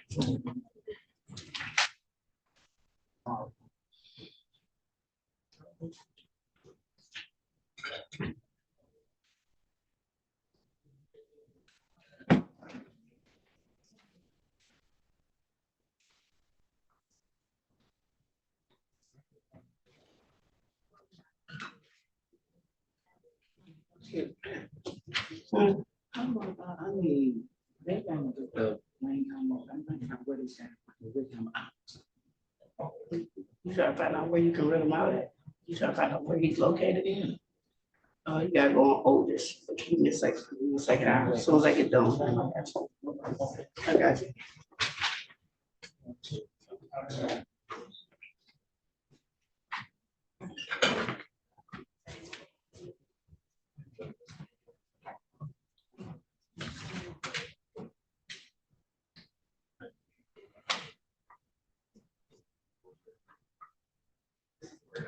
We're just waiting on Ms. Diallo for the next case, sir.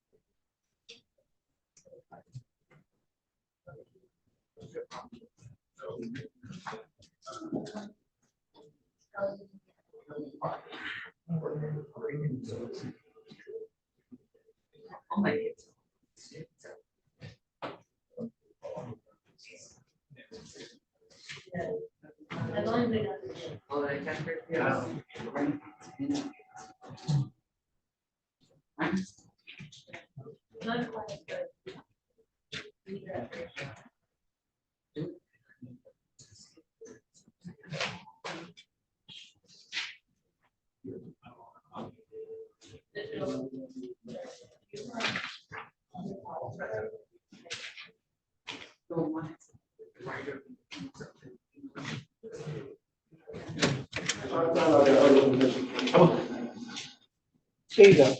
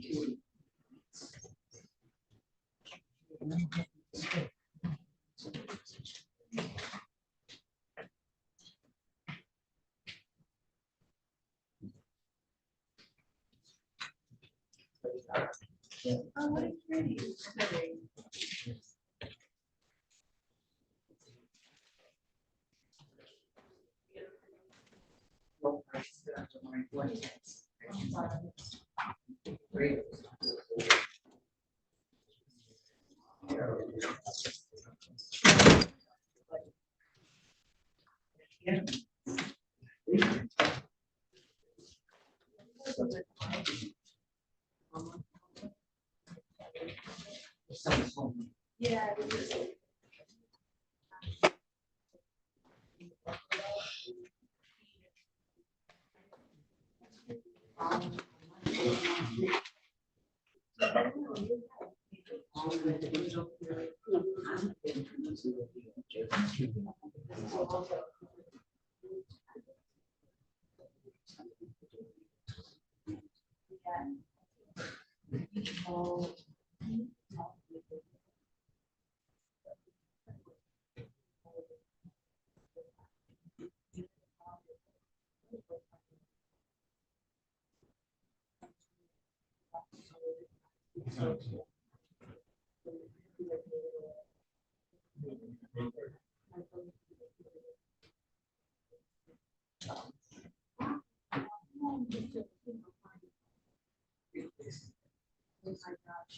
Jason, yeah, Jason, middle name is Sean Smith.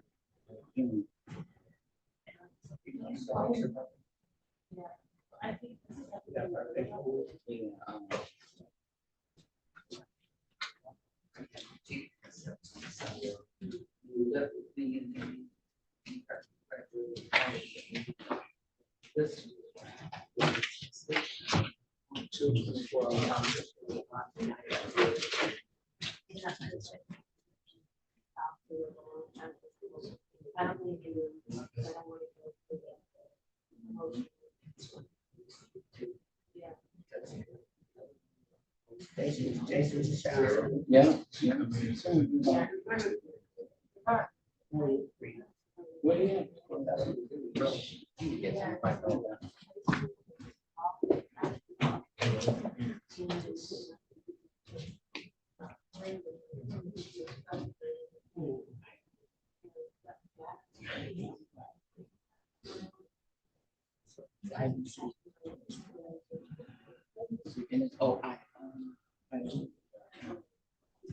Oh,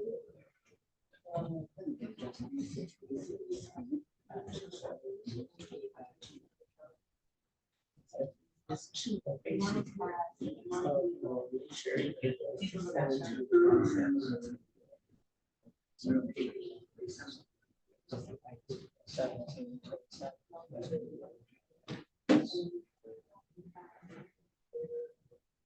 You're busy. Yeah.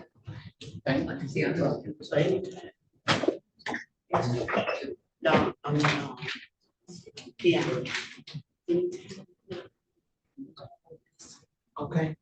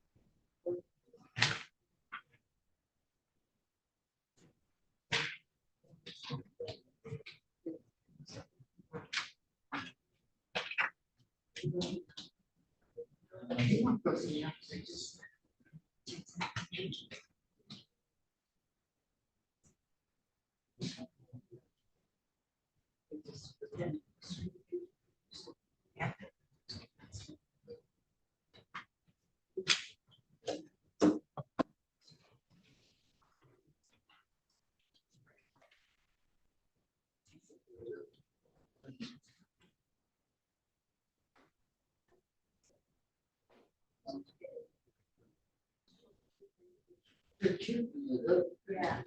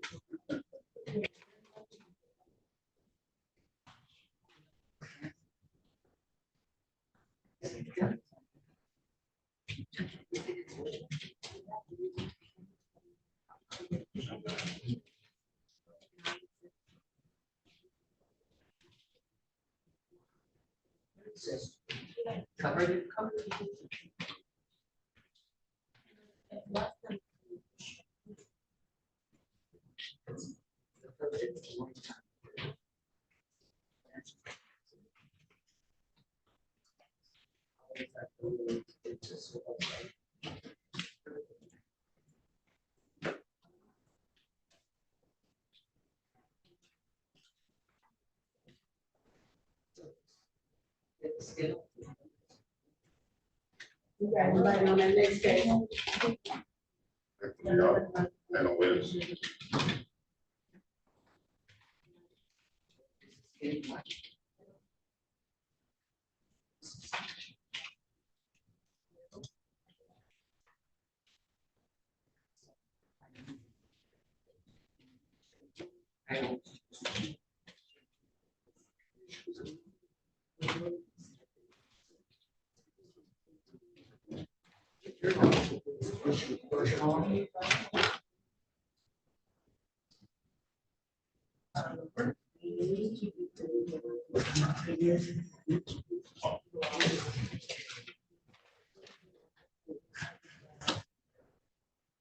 Yeah.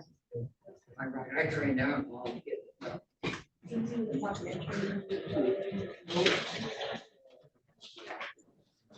That was on me.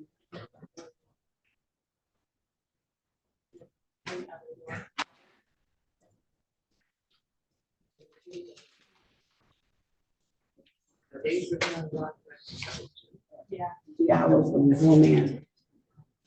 Are you on phone? Diallo's gonna zoom in. She's in another court. Her client doesn't have any witnesses. It'll be a.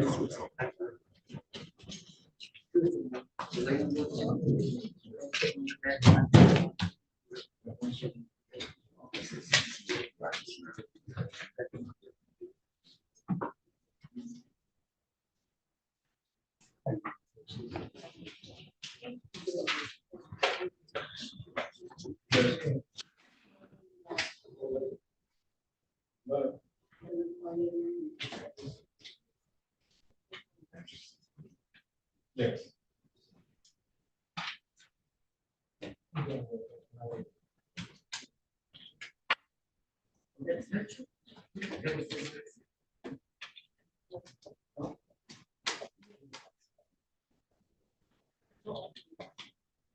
Yes, sir. Tell me, 'cause I was trying to find.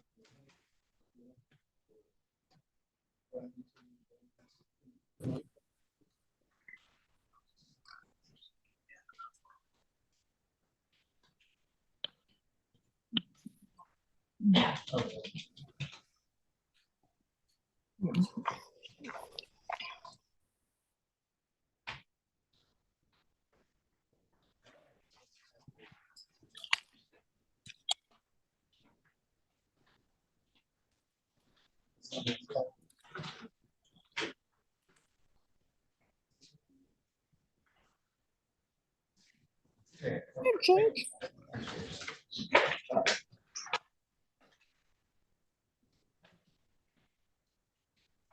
Good morning, Ms. Diallo. Happy New Year, Judge and staff and everybody else. Good to see you. Good to see you as well. You ready on Antonia Mitchell?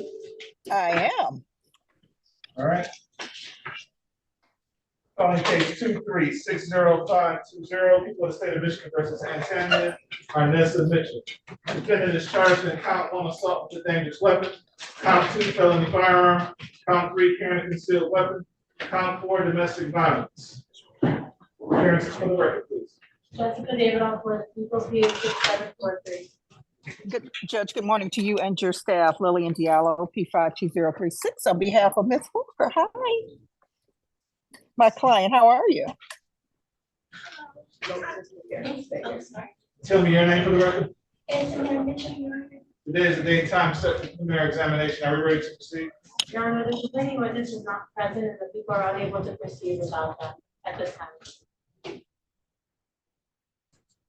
Ms. Diallo? Motion dismissed. We're ready. So ordered. The court will dismiss this matter without prejudice. Thank you. You and your staff have a great day. I'll talk to you. Wait for your paperwork. Okay, Ms. Mitchell? All right. Dismissal for you. Thank you. All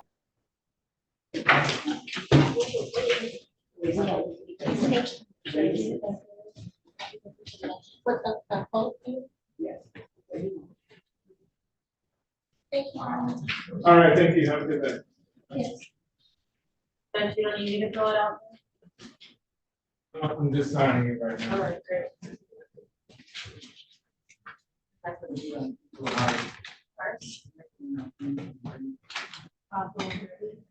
Yeah. No, that's,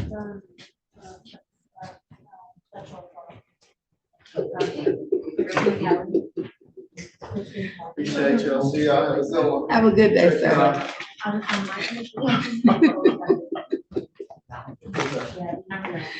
Those officers. Let me see the files. Sir, in the Wayne County Jail, what's your name?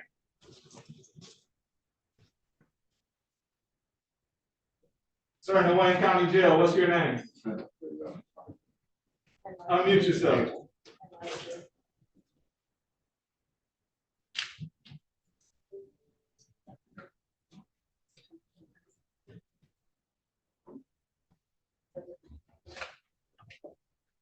What's your name, sir?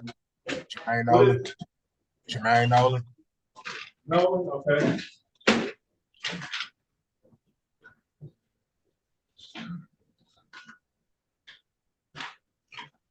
No, we did your case already. You're set for preliminary examination on January 12th at 1:30. Yeah, when again, Judge? Your preliminary examination is scheduled for January 12th at 1:30. All right, you're all set, sir. Be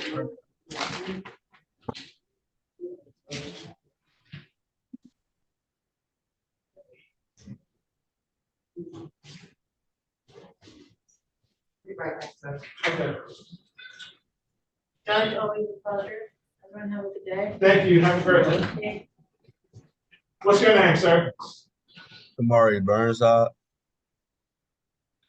Burnside. Yes, yeah, this is the one that looks like it's. I don't have you on my docket, Mr. Burnside.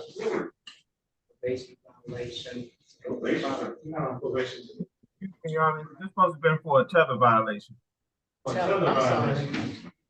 Okay. Is she going on the record? Who is his attorney? Cindy.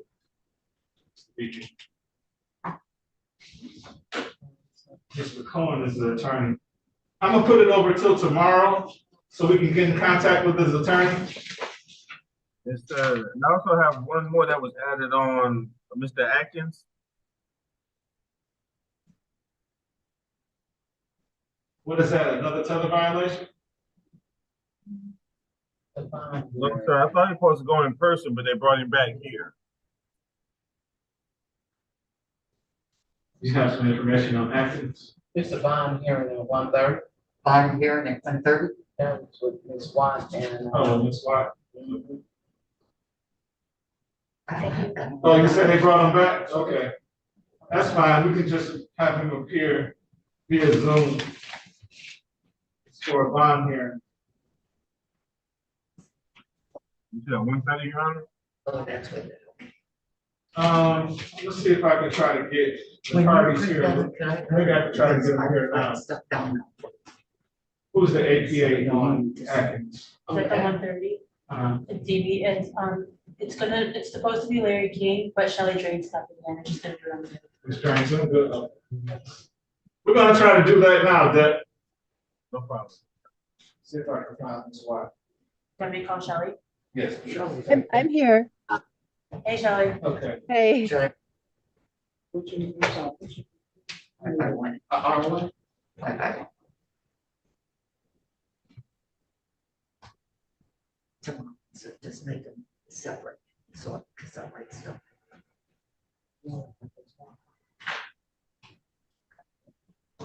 Just make space.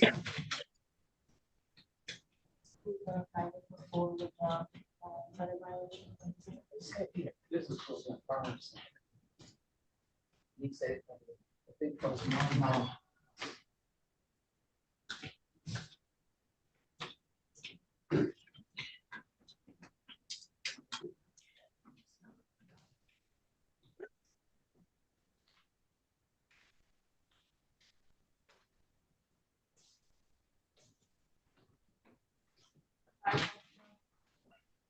Hey, Jess, we got an 11:15 on Banks. Is that yours? I think it's essential assault. It's a domestic violence. Yes, that's PCC that was put over, I think from last week.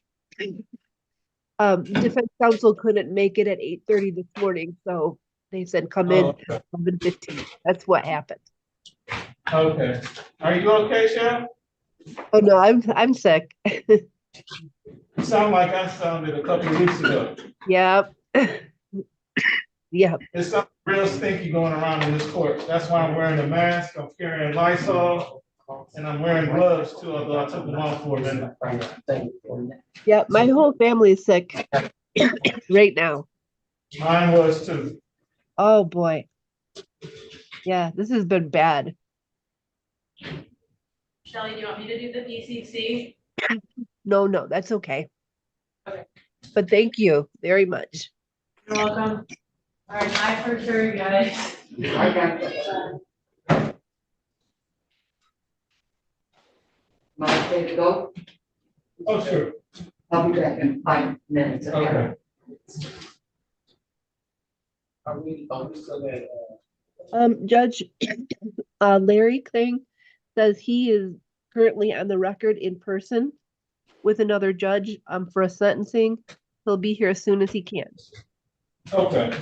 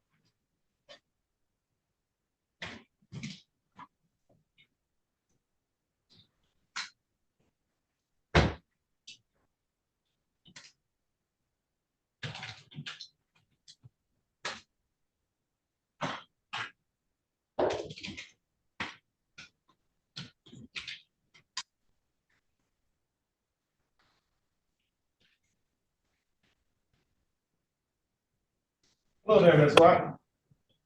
Hello, Your Honor. Okay, so you're ready on Atkins? Yes, Your Honor. Did anyone, are you able to tell me what the recommendation was? Oh, do we have the the file again? The file I handed you to see if that was the report. Right there. I don't know if they did this one. Yes, we do have a report back, and they recommend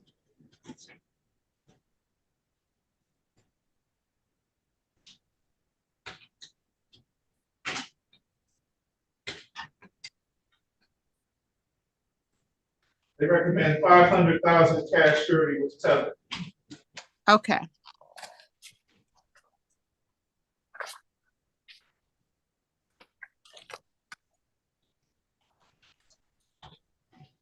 Ready for me to call it? Yes, Your Honor. Okay,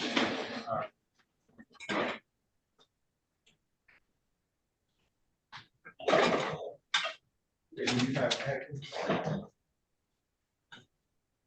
Or do I have? I have. Okay.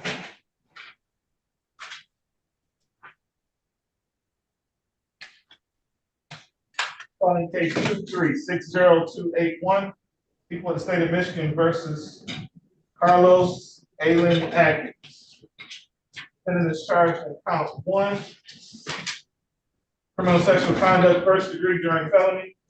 Count 2, criminal sexual conduct first degree during felony. Count 3, criminal sexual conduct first degree during felony. Count 4, criminal sexual conduct third degree force or coercion. Count 5, criminal sexual conduct third degree force or coercion. Count 6, unlawful imprisonment. Count 7, assault with intent to do great bodily harm, less to murder or by strangulation. Count 8, assault with intent to do great bodily harm, less to murder or by strangulation. Count 9, 10, 11, assault with intent to do great bodily harm, less to murder or by strangulation.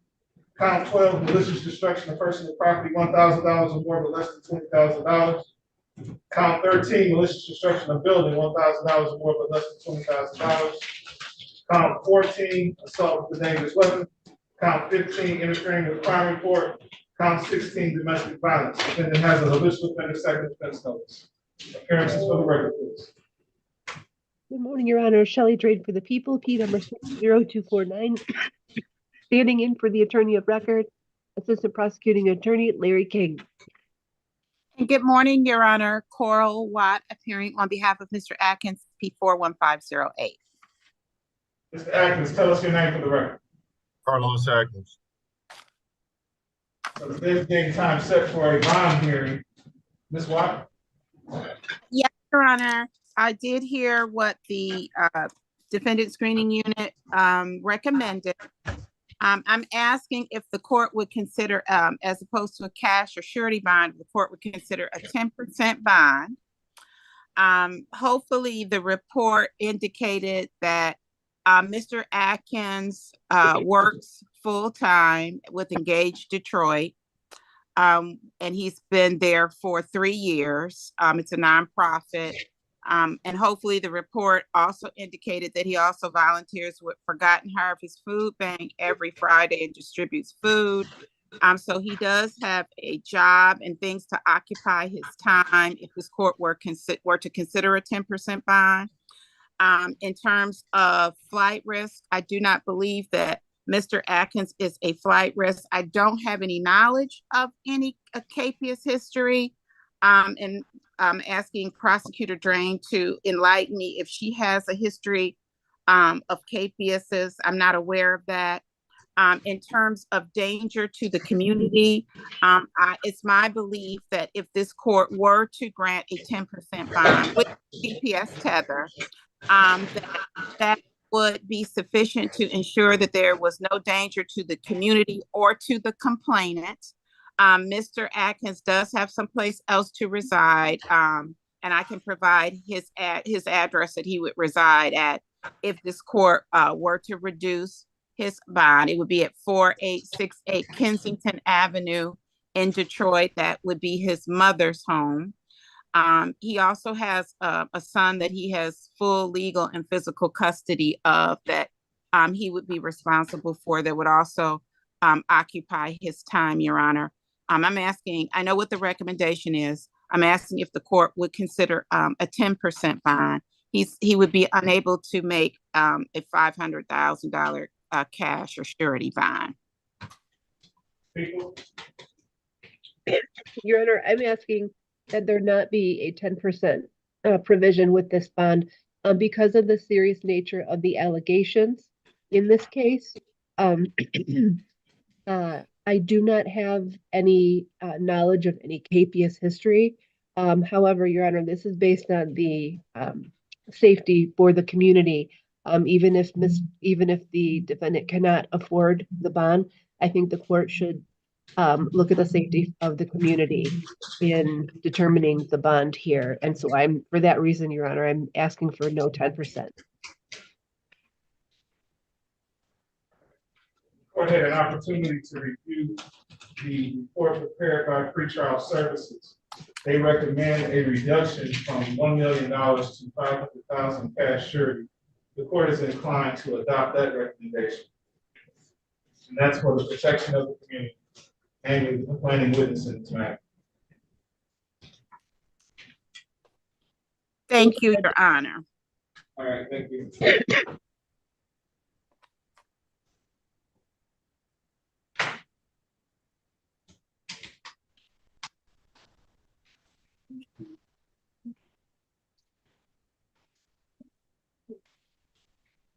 Am I dismissed, Your Honor?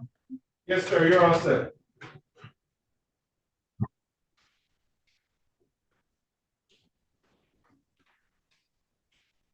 You're not coming in at 1:30? No.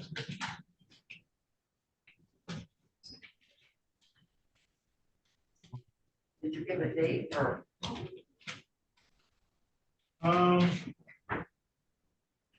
He has a date already of January 12th at 1:30. No, that's today's date, I'm sorry. No, January 12th at 1:30. This is the damn date.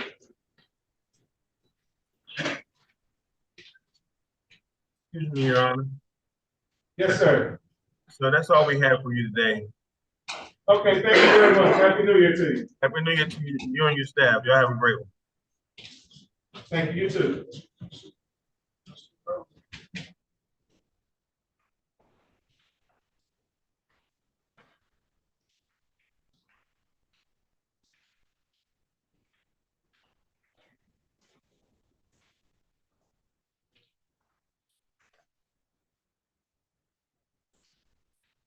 We have anything left? Wayne Scott look like. Wayne Scott. Oh, we still have Hazelman Banks. Oh, yeah, yes. We have Mr. Woodyard or Mr. Ambrose here yet? I believe so. I believe everybody's ready for 11 o'clock. Okay, let's have them step in. We haven't seen Mr. Wayne Anthony Scott, Mr. Janess, no? Yes, please. They're waiting on the witness and the OIC on that case. On what case? On Mr. Woodyard's case. But the prosecutor says yes.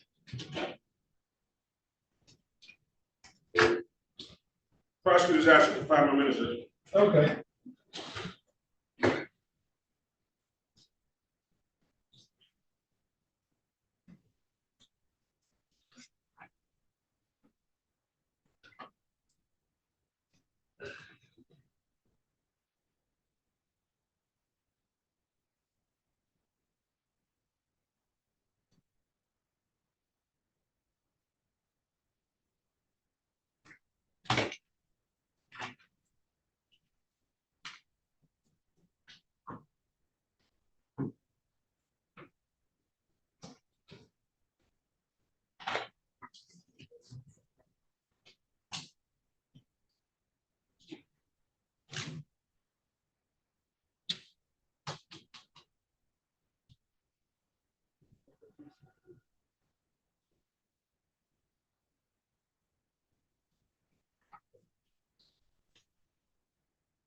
All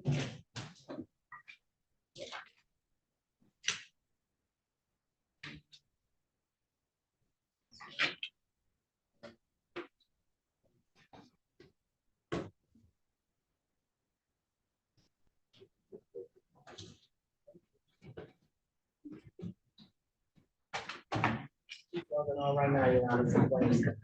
Okay. Sit your chair there, okay? You want to sit your chair there?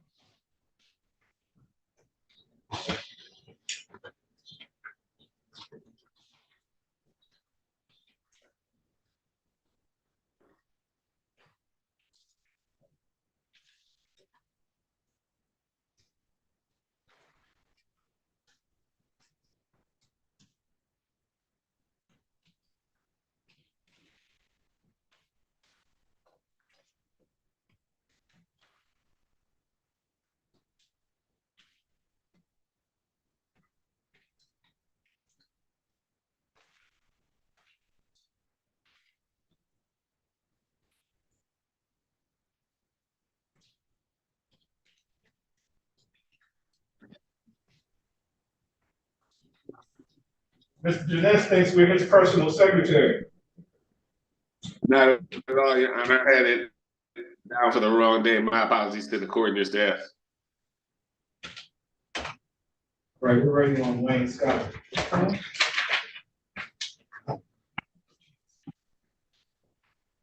Calling case number 230-605-5301, the people of the state of Michigan versus the defendant, Wayne Anthony Scott. The defendant is being charged with count 1, assault with a dangerous weapon, felonious assault. Count 2, weapons, felony firearm. Count 3, weapons, firearm possession by a felon. Count 4, weapons, felony firearm. Count 5, domestic violence. Second offense notice. Defendant is a habitual offender for offense notice, setting probable cause hearing today. Appearances for the record, please. Good morning, Your Honor. Shelley Drade for the people. P number 60249. Good morning, Your Honor. Test Janess P83295, representing Mr. Wayne Scott. I don't see him on Zoom. I thought he was still in the county jail. Oh, the county jail is gone. Okay, why am I waive his appearance for the purposes of this hearing? For the waive the defendant's presence, what's your pleasure? Yes, Your Honor. I'd like to set this for a preliminary examination. How is January 17th at 9:15? January 17th. Let me check my calendar. Yeah, that works perfect, Your Honor. All right, January 17th at 9:15, bond be continued. Yes, I also like to request all video discovery if any of it is available. I don't think that there is any video discovery, because she walked into the police department to make the report. Okay. Yeah, I checked on that already. All right, thank you, Shelley. I appreciate you, Mr. Ray. Okay, thank you. What Thank you, time sir. is it, Matter at 9? 9:15. 9:15? Okay, thank you. Thank you. My apologies to the court. All right.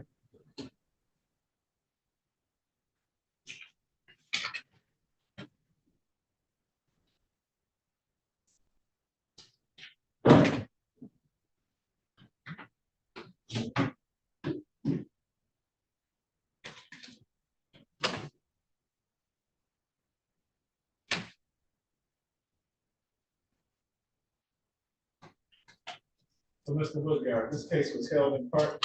Yes, sir. Yes, sir.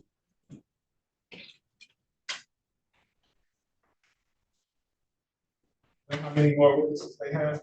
Just one. I mean, just one.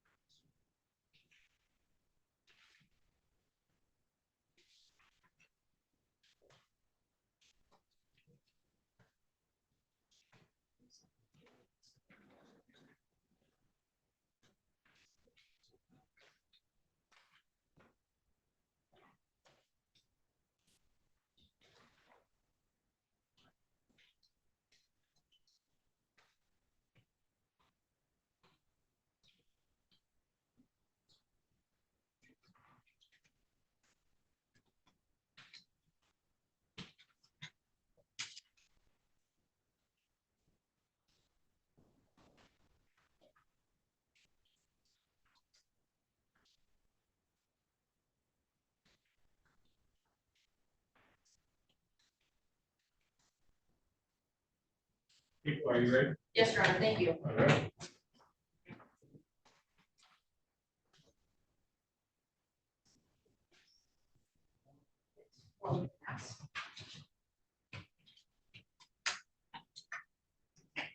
Calling case 2360240, people of the state of Michigan versus Malik Mayon England.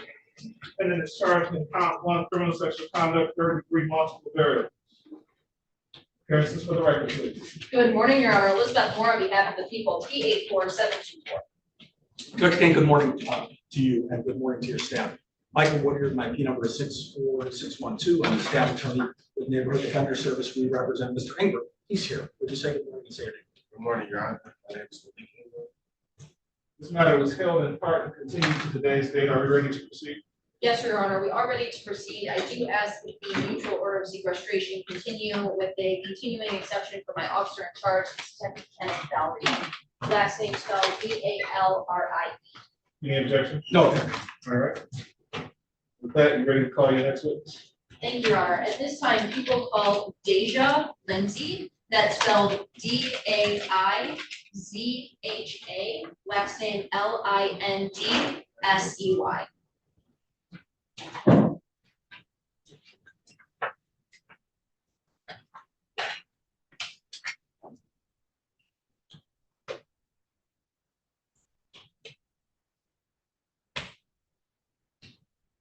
Morning, ma'am. Please step forward. Raise your right hand. You swear or affirm to tell the truth, the whole truth, and nothing but the truth, so help you God? Yes. Thank you. Please have a seat in the witness box right next to me. Keep your voice up nice and loud and speak into that microphone that'll be to your left. Okay?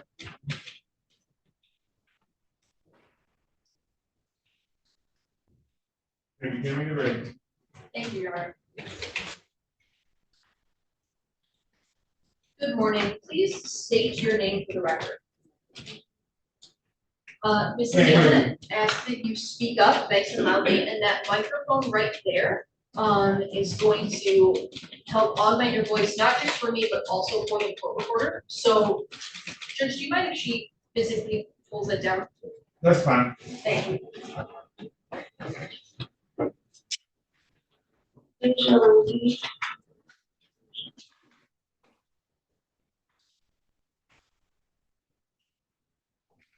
Now, Ms. Lindsay, I'm going to draw your attention back to June 9th of 2023 in the evening hours between 8 and 9 p.m. Do you remember that day? Yes. Around 8 or 9 p.m., what were you doing on that particular day? I was at home waiting for my dad to. I was at home waiting for my dad to come home with my car. So you were waiting on your dad to come home with your car. Did he come home with your car? Yes. Do you remember approximately what time he came home with your vehicle? Around 7 to about 8 p.m. And after he arrived home with your vehicle, and I'm sorry, I'm going to back up for a second. Do you live in the city of Detroit, County of Wayne? Yes. Did you live in the city of Detroit, County of Wayne on June 9th of 2023? Yes. And so after your dad arrived home with your vehicle, what did you do next? I left and went to dinner. Where did you go to dinner? Triumph 29. Is that also located in the city of Detroit, County of Wayne? No, it's in West Bloomfield. So you left the city of Detroit to go to dinner in West Bloomfield. Is that fair to say? Yes. Were you going to dinner with anyone in particular? Yes, some friends I was meeting. Do you recall approximately what time you got to dinner on that evening? Around 9 p.m. Around 9 p.m.? Mm-hmm. Now, Yes. while you were at dinner, did you eat or drink anything? Yes. What did you eat or drink? I had 2 drinks of, they're called lemon drops. Are those alcoholic beverages? Yes. Did you have more than 2 alcoholic beverages at that location? No. Approximately how long were you at that location? Probably about an hour. At some point, did you leave that location and go somewhere else? Yes. Where did you go next? the gas station and the liquor store. Why did you go to the gas station? To put extra gas in the car. Was that gas station still in West Bloomfield or a different location? I think it was still in Springfield. You said that you went to a liquor store as well? Yes. Did you purchase anything at the liquor store? Yes. What did you purchase? Pint of vodka. Did you consume any of that vodka? Yes. How much of that vodka did you consume? Almost bottle of half. And where did you consume that vodka? In my car, I was parked and I was drinking at certain times. Was anyone else in your car with you? No. And after you consumed that alcohol, what did you do next? I was driving downtown to go to the house. When you say downtown, which downtown area are you talking about?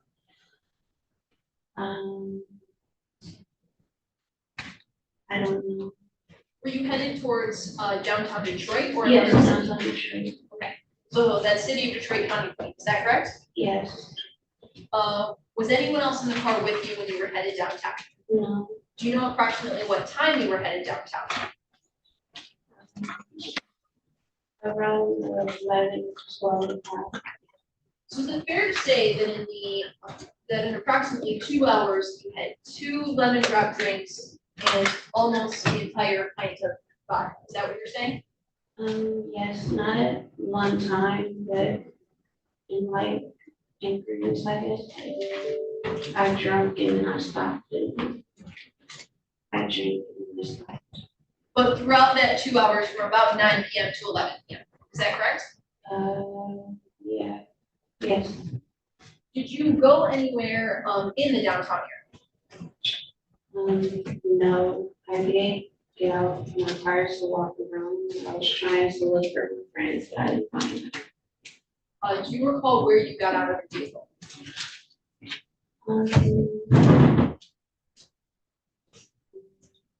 Around the area of the rooftops, probably Exodus, in the Delmar area. So it's still in the city of Detroit? Yes. After you could not find your friends, what happened next? I walked back to my car and I was sitting there and I probably like went to sleep because that was the last thing I remember. After I couldn't find them, I didn't really keep walking around, so I just went back to my car. But I don't remember like starting a car and driving it. I think I was just sitting there. So do you recall where your car was parked? It was parked around the area of this bar called Annex, I believe.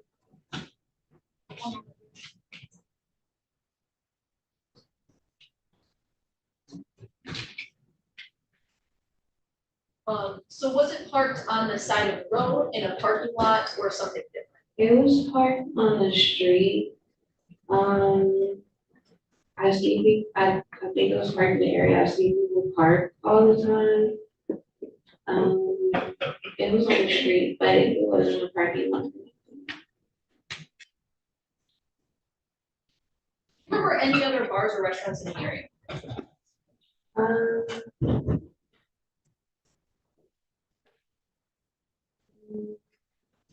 The video I have, I guess. Judge, but that's non-responsive to the question. Your Honor, I think that the answer would be fair, however, I think to rephrase so we can get to the basis of why she was sent. Okay, go ahead. Ms. Lindsay, without reviewing any other materials, do you remember off the top of your head if there are any other bars and restaurants in that area?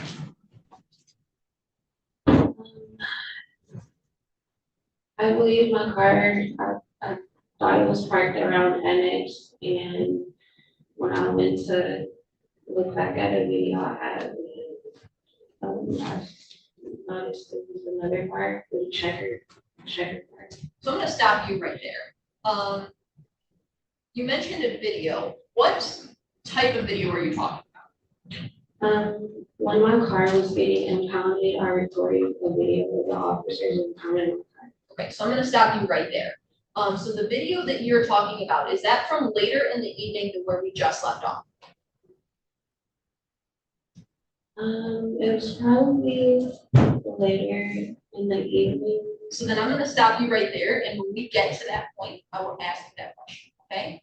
So I wanna back up for a second. You're in your car, you said that you were walking around, you go back to your car. What's the very next thing that you remember? I just remember waking up and the police officers, I guess, are asking me to get out the car because they're impounding it. Okay, so do you remember the police getting to your car? No, I don't remember them approaching the car. Okay, but you do remember waking up and the police are there? Yes. Do you recall approximately how many police officers were in or around your vehicle? Probably 2 or 3. Was your vehicle in the same spot that as the last time that you remember? I think so. Had your vehicle moved location? I don't think it did because I don't remember driving and starting it. I remember it just going to sleep. When you wake up to the officers, are you still in your vehicle? Yes, and then they get out the vehicle. Did you get out of the vehicle? Yeah. Do you know why they were towing your car? No. Do you see the officers start to impound and or tow your vehicle? Yes. What happens at that time? I was recording them towing the car, and they're telling me it could be much worse to calm down because I was kind of like irate. I was asking them, why are they bothering me? Why are they towing the car? Because I didn't really know what was going on because I didn't have any knowledge of like driving a car. I feel like if that's the case, I could have gotten a DUI or something. And I started to call a friend. So I'm gonna back you up for a second. You said that you started recording them. What were you using to record them? My phone. Is this a video or audio recording? It's a video. Have you since reviewed that video after the fact? Yes. Do you recall approximately how long that video was? Probably about 3 minutes. And specifically during that 3 minutes, was that all the officers in your vehicle, or did that record something else? I think it showed probably about 2 of them. After you made that recording, you're about to say that you made a call. Without Yes. talking about the contents of that conversation, who did you call at that time? A friend to see if he was able to pick me up. Was he able to pick you up? No. When you found out that he was not able to pick you up, what's the very next thing that you remember? So when you say that you don't remember, when is the next thing that you do remember? I walked up and I was with a stranger. So I'm gonna back you up for a second. So is the last thing that you remember being on the phone with your friend? Yes. You said that the next thing that you remember is waking up with a stranger. Yes. Can you describe, just in plain terms, what that stranger looked like? I only remember that he was a black man. Would you be able to recognize that person you saw them today? I'm just gonna ask that you look around the courtroom and see whether or not you recognize anyone here in the courtroom. And I ask that, once again, you be honest. So you woke up with a stranger. Were you still outside? No, in a place, in a room. So you woke up inside in a room. Is that fair to say? Yes. Did you recognize that room?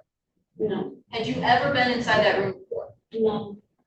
What type of room are we talking? We're talking a living room, family room? Sorry? Bedroom. It was a bedroom? Why did you say that it was a bedroom? I was sitting on a bed. Now you said that you woke up with a stranger. Was that stranger in the room with you? Yes. Was anyone else in the room? No, I don't think so. Do you know approximately what time you woke up? Or what time you remember? I think like 4:40. Why do you say that you think it was 3 or 4 a.m.? I remember around 4 a.m. I was sleeping. I got live. So then I'm gonna back you up for a minute. Right when you wake up, is the stranger that you're there with awake, asleep, or something else? Awake. Were there lights on in the room? Yes. You said that you were on a bed. How were you positioned on the bed? When I woke up, I started. So does that mean that before you sat up, you were in a different position? I was laying down. Were you laying down on your back, on your side, on your stomach, or something else? I don't know. Do you recall what you had been wearing the night before? What clothes you had been wearing? The night before, or the same night? Well, I guess do you know what you were wearing at that time? A dress. Can you describe what kind of dress? A blue light striped dress. Was your clothing all on in the same way that it had been the night before? No. How was your clothing different? So you had underwear on a few hours of the night before, is that fair to say? Yes. And then when you woke up, you no longer had underwear on? Yes. Do you know where your underwear was? No. Do you recall taking your underwear off? No. Do you recall anyone else taking your underwear off? No.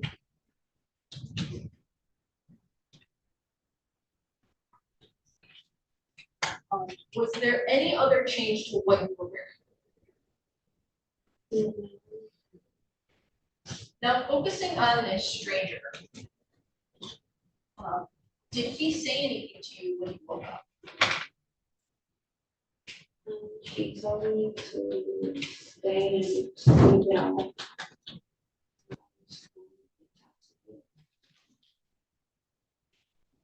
Told you to stay and sleep it off. Yes. Do you remember talking to him any more about what you had to drink? No. I asked them to get me from my friends. I'm sorry, you asked him what? They get me for like CA and my friends. Do you remember how you met the stranger? No. Do you remember how you got into the room with this stranger? No. After he told you to stay and sleep it off, and you asked him a question, did he say anything in response to you? No. I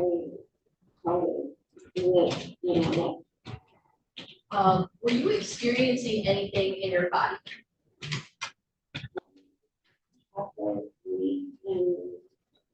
Sorry, what? I was feeling weak and pain. You say that you couldn't move. What part of your body did you not? My body, I couldn't. I'm gonna ask that you speak up because your voice is dropping a little bit, okay? Can you repeat what you just said? I couldn't move. So then you said that you called a lift. Did you say anything else to that stranger? No. Did that stranger indicate anything about what happened to you? So you called a lift. Did the lift arrive? Yes. How did you get from the room that you were in down to the lift? We watched me. I can't understand what you're saying. Please speak into the microphone. He walks me up. Who is he? The man. The stranger? Yes. Did you ever get a name of the stranger? No. And you said that he walked you out. Do you recall what the space looked like that he walked you out of? In the apartment. Did you see anyone else in the apartment? I felt the presence of another person and I couldn't identify if it was me anymore. So you felt like someone else was there. Did you see that other person? Not clearly, no. So you said that he walked you out of an apartment, and then was this a ground floor apartment or something else? I don't know. I think I would remember. So at some point, do you get to a lift vehicle? Yes. What happens when you get to the lift vehicle? I go home. When you get home, what's the first thing that you do? I was panicking, I cried, and just You said that you were panicking when you cried. What was going through your mind at that time? I knew something happened. What do you mean by that? I knew that I probably had sex or something, but I didn't know. Why did you think that you had probably had sex with someone in your words? Because my underwear was on. Did you ever get your underwear back on? No. So is it fair to say that you took the lift home and arrived home without your underwear on? Yes. Was there anything else that was indicating to you that you had had sex? I hadn't had sex. Sorry. I'm sorry, what's the question? Trying to rephrase, Judge. Sure. You've indicated that the fact that you didn't have underwear on led you to believe that you had had sex. Is that correct? Yes. Was there anything else that made you feel like you had had sex? No.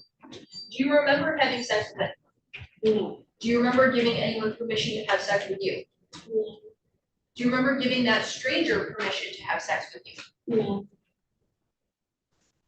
So you said that you panicked, you cried, and you went to sleep. Do you know approximately how long you slept? No. Did you sleep in the same clothes that you had been in, or did you change or shower? In the same clothes. At some point, did you wake up? Yes. What happened when you woke up? I called to get information to get my card out of them. And I sat in the bathtub. I tried to take a shower. So you said that you sat in a bathtub and you tried to take a shower? Yes. Why did you say that you tried to take a shower? Because it was hard. I'm sorry. As you speak up a little bit, okay? It was hard. What felt hard about taking a shower? I was ecstatic. I felt nasty. But you did take a bath. Yes. After you took a bath, what did you do next? Well, when I woke up, the first thing I did was try to get my car out of income. I went back home and then I took a bath. So when I woke up, I actually didn't shower yet. And I didn't shower. Okay. So this was pre-showering and pre-changing? Yes. And were you successful in getting your car back? Yes. Okay. What did you do next? I went home, I sat in the bath, and I just stayed home after. Okay. At some point, did you contact the police or go in for medical attention? Yes, I was worried that I just wanted to make sure I was safe. That I did not have STD or anything, so I wanted to get tested. And then they told me I had to get reset. Did you sit through a sexual assault examination? Yes. And was that sexual assault examination done on June 12th of 2023? Yes. After you did your sexual assault examination, did you talk to anyone from the police?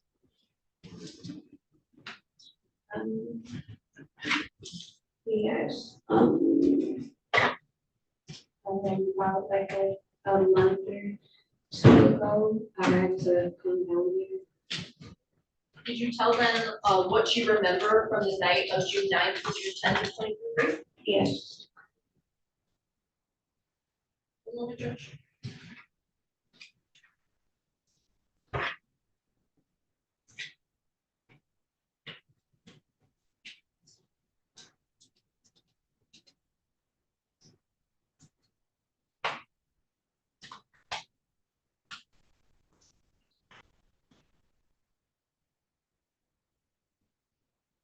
Ms. Lindsay, I'm gonna back you up for just a moment. When your car was getting impounded tow, do you recall approximately what time that was? Around 2 a.m. Why do you remember that it was around 2 a.m.? Because of the meeting I had in my phone at the time it was recording. So do you remember what had happened in the few hours leading up to it? No, the last thing I remember was going back to my car after getting my friends. Okay. And do you remember what happened after you made that phone call before waking up with the stranger? No. Do you recall how you were feeling when your car was being impounded tow? Scared. Why were you feeling scared? Because I was alone. Did you have any other friends in the area that you could see? No. Do you remember calling anyone other than your one friend? No. No further questions this time. Cross-examine. Yes, Judge, thank you. Ms. Lindsay, good morning. I'm going to ask you some questions, okay? And if you don't answer, or if you don't understand what I asked you, will you just tell me that, please? Yes. And then I'll try to say it in a better way. Is that fair? Yes. Okay. Ms. Lindsay, how old are you? 22. Were you 22 in June of 2023? When's your birthday? I was 21. So your night began at your home. Is that fair? Yes. And you said that you were waiting for your dad to get home with your car, correct? Yes. You weren't taking drugs at that time, correct? No. You weren't drinking alcohol at your home waiting for your dad to get home, were you? No. Were you on the phone and communicating with friends at that time? Yes. Do you use to communicate with friends, Miss Lindsay, do you normally speak with them on the phone or do you text message them using? I call and I text. Both. Yes. And when you text, do you use your phone's text or do you use an app like Instagram or TikTok? No, I use iMessage. So while you are waiting for your dad, you're making plans for the evening. Is that fair? Yes. Do you remember the people with whom you were making plans? Yes. Was it one person, 5 people? Do you remember? It was one person, and then throughout the night, I was getting in contact with other friends that I knew. Okay, so you recall that initially it was one person, true? Yes. And then as the night went on, you recall making plans with other people? Yes. Okay, so let's just keep staying right here at the beginning of the evening, okay? Your dad gets home. Yes. The plan that you had made with this one other person, what is that person's name? Just their first name. Sherelle. Sherelle. The plan you had made with Sherelle was to. Sherelle. Sherelle, sorry. Sherelle, with a J? Mm-hmm. Yes. Is that a man or a woman? It's a man. The plan that you had made with Sherelle was to go to Prime 29. Yes. And that's in West Bloomfield Township somewhere? Yes. You know, kind of the roads, the major cross streets where that's located? Roughly, if you know. If you don't, that's fine. No. Okay. How did you get there? Did you have to use an app? A map on your phone? Yes. Did you plug in an address on your phone? Yes. And when you drove, that address feature helped you to understand where to go? Yes, I think it's like Orchard Lake Road. Got it. Prime 29, is that a nice place? Yes. Had you been there before? No. Was Jarrell there when you got there? Yes, You remember that? yes, You said that you got there around 9 o'clock. Is that fair? yes, Is that still your recollection? Around 9? yes, Okay. So you get there around 9. Jarrell is there. yes, Are any of your other friends there? no, When you arrived, did you get seated with Jarrell in the restaurant? yes, we sat at the bar. You sat at the bar. And you told the judge and the prosecutor that you had had 2 lemon drops, right? Yes, And those were ordered from the bar? yes, And a lemon drop is what, vodka? it's, vodka mixed with like triple sec and flavors and like other alcohol mixed, I guess. Sure, over ice? No ice. No ice, okay. So sugar around the rim? Sugar, yes, Okay. And Ms. Lindsay, this was not the first time that you had had alcoholic beverages, is that true? yes, Okay. You've testified that you were at crime 29 for, I think you said between 1 and 2 hours. Is that your testimony? Yes. So you were at crime 29 from 9 o'clock until 10, or from 9 o'clock until 11, roughly. yes, And during the time that you were there, you had 2 alcoholic drinks, true? yes. Did Jarrell have drinks also? If you remember. I Did you eat? No. Nothing at all? No. No bar snacks? I think I had their calamari, but I'm not sure. Okay, you think you may have had like an appetizer? An appetizer. Okay, and that would have been brought to you sitting at the bar? Yes, Okay. And you and Jarrell presumably would have shared that, if you remember. If you don't, that's fine. when I got there, he only stayed with me for a second, and then they went, next door to go to, it's like a hookah cigar bar. Who's they went next door? My friend Jarrell, he was with his other friend, and they wanted to go next door to watch the game that was supposed to be playing that day. Do you know that person's name? No, Was it a man or a woman? it was a man.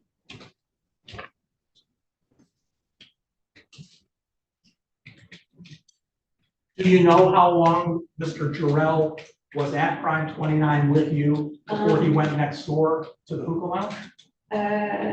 Probably about like 20 minutes maybe. Was he there long enough to enjoy the calamari, or did you order that after? No, I ordered that after he left. Did you have both shots while he was still there? No, we had one lemon drop together, and then I ordered another drink on my own. So Mr. Jarrell left, you had another lemon drop, and you had the calamari, and you sat at the bar for another hour. Yes. Is that fair? Yes. And you left. Yeah, no. And did Jarrell ever make his way back to crime 20 before you left? No. So for that hour, were you seated at the bar by yourself? Yes. Were you chatting with the bartender? No. Were you chatting with any of the other people at the bar? No. Okay. Were you looking at your phone? Yes. Is that when you began making plans for the rest of the night? No, not really.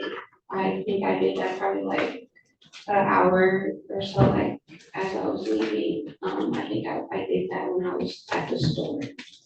Okay. So while you're at the store, would that have been while you were inside of the store or while you were in your car in the store? While I was in my car. So you left Prime 29 Yes, and went to get gas. yes, You knew you had to get gas, right? yes. And you knew that, what, because you looked at your fuel gauge? You saw you were almost on empty or what? Yes, and I wanted to put gas in the car ahead of time before I did anything else because I don't want to stop late at night. That's super smart. So you got gas. Yes. Yes, And then you went to another location, a liquor store. yes. Those are two separate locations? Are they I close think by? it's the same. It's a gas station and a liquor store that's put together that's around the area of like West Bloomfield and Farmington. Got it. So you think you just went to one location, Yes, got gasoline, yes. and while you were in the store, you picked up a pint of Vodka. vodka?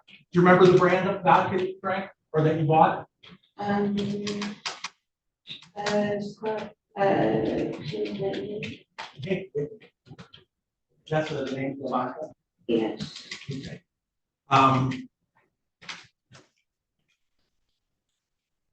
When you had gassed up and bought the pint of, was it a pint or a half pint? Do you remember? I just know the size. I think it's a pint, or I don't know what a half pint is. Okay. After you purchased your Pink Whitney vodka and you got gasoline, you sat in the parking lot at that establishment for several minutes, Yes. making plans with other friends. Yes. Do you remember the names of the people with whom you were making plans? Natasha and Brandon. Natasha and Brandon. Do you remember where you were planning to connect or get together with Natasha and Brandon? Yes. Del Mar, it's a bar rooftop downtown. Okay, in Detroit. Detroit. So you made, that was where you were gonna go. Yes. After you made those plans, did you leave this gas station? Yes. And you drove away? Yes. And you drove from West Bloomfield Farmington area toward the Del Mar bar? Yes. Is that fair? Yes. Do you remember the route you took? No. Okay. Did you use your map? Maps, yes. You did. Do you know the way there if you didn't have the map? No. So you remember plugging the Del Mar into your map? Yes. And you followed the directions? Yes. Got it. Off you go toward the Del Mar. At this time, it's what, around 11-ish? Yes. Did you go to the Del Mar? No. Why not?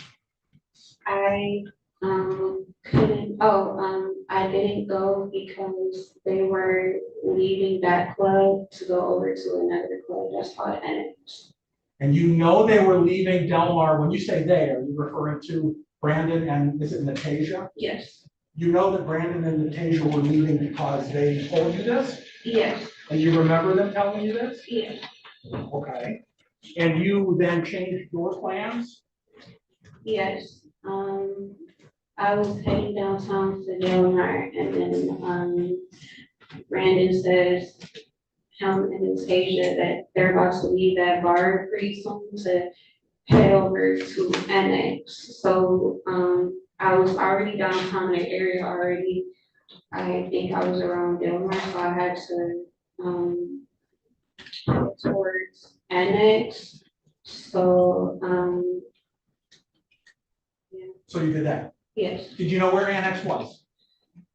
I don't know the street of it is. Did you have to plug Annex into your map? Yes. And you did that? Yes. And you followed the directions? Yes. And you ended up near Annex? Yes. Okay. Did you go in Annex? No. Why not? Because I couldn't find them. I called Natasha and when they got there, she was trying to look for me and we started to try to walk towards each other. But I can tell I was really intoxicated and I told her I was gonna walk back to my car and I was gonna try to send her my location and I don't remember anything after that. Okay, but you remember today, as you sit here, you remember that you had a conversation with Natasha. Yes. And that during that conversation, she was planning to start looking for you, right? Yeah. And you were planning to start looking for her. Yes. But then you decided, you know what, maybe I had a little bit too much to drink to go to a bar, and I'm just gonna go back to my car. Yes. Okay. And you went back to your car. Yes. And your testimony then was that you went into your car and that you sat there and then you remember the police. Yes. You were not drinking at that time, true? I don't think so. You've testified that you had a couple of shots of the Pink Whitney out of the bottle. Yes. I remember drinking as I was parked before I got out of the car to look for my friends. In Detroit, Yes. near where the annex was. Yes. Okay, because you never parked to go to Delmar, correct? No. You received an update to the plans before you parked to go to Delmar. Yes, I do so. Does that make sense, my question? I'm sorry. is that it? Yes. Okay. And so then you went to the annex Yes. or parked near where you thought the annex was. Yes. And is it your testimony, Ms. Lindsay, that when you parked near to where you thought the annex was, that's when you took a couple of drinks out of a bottle of wine? Yes.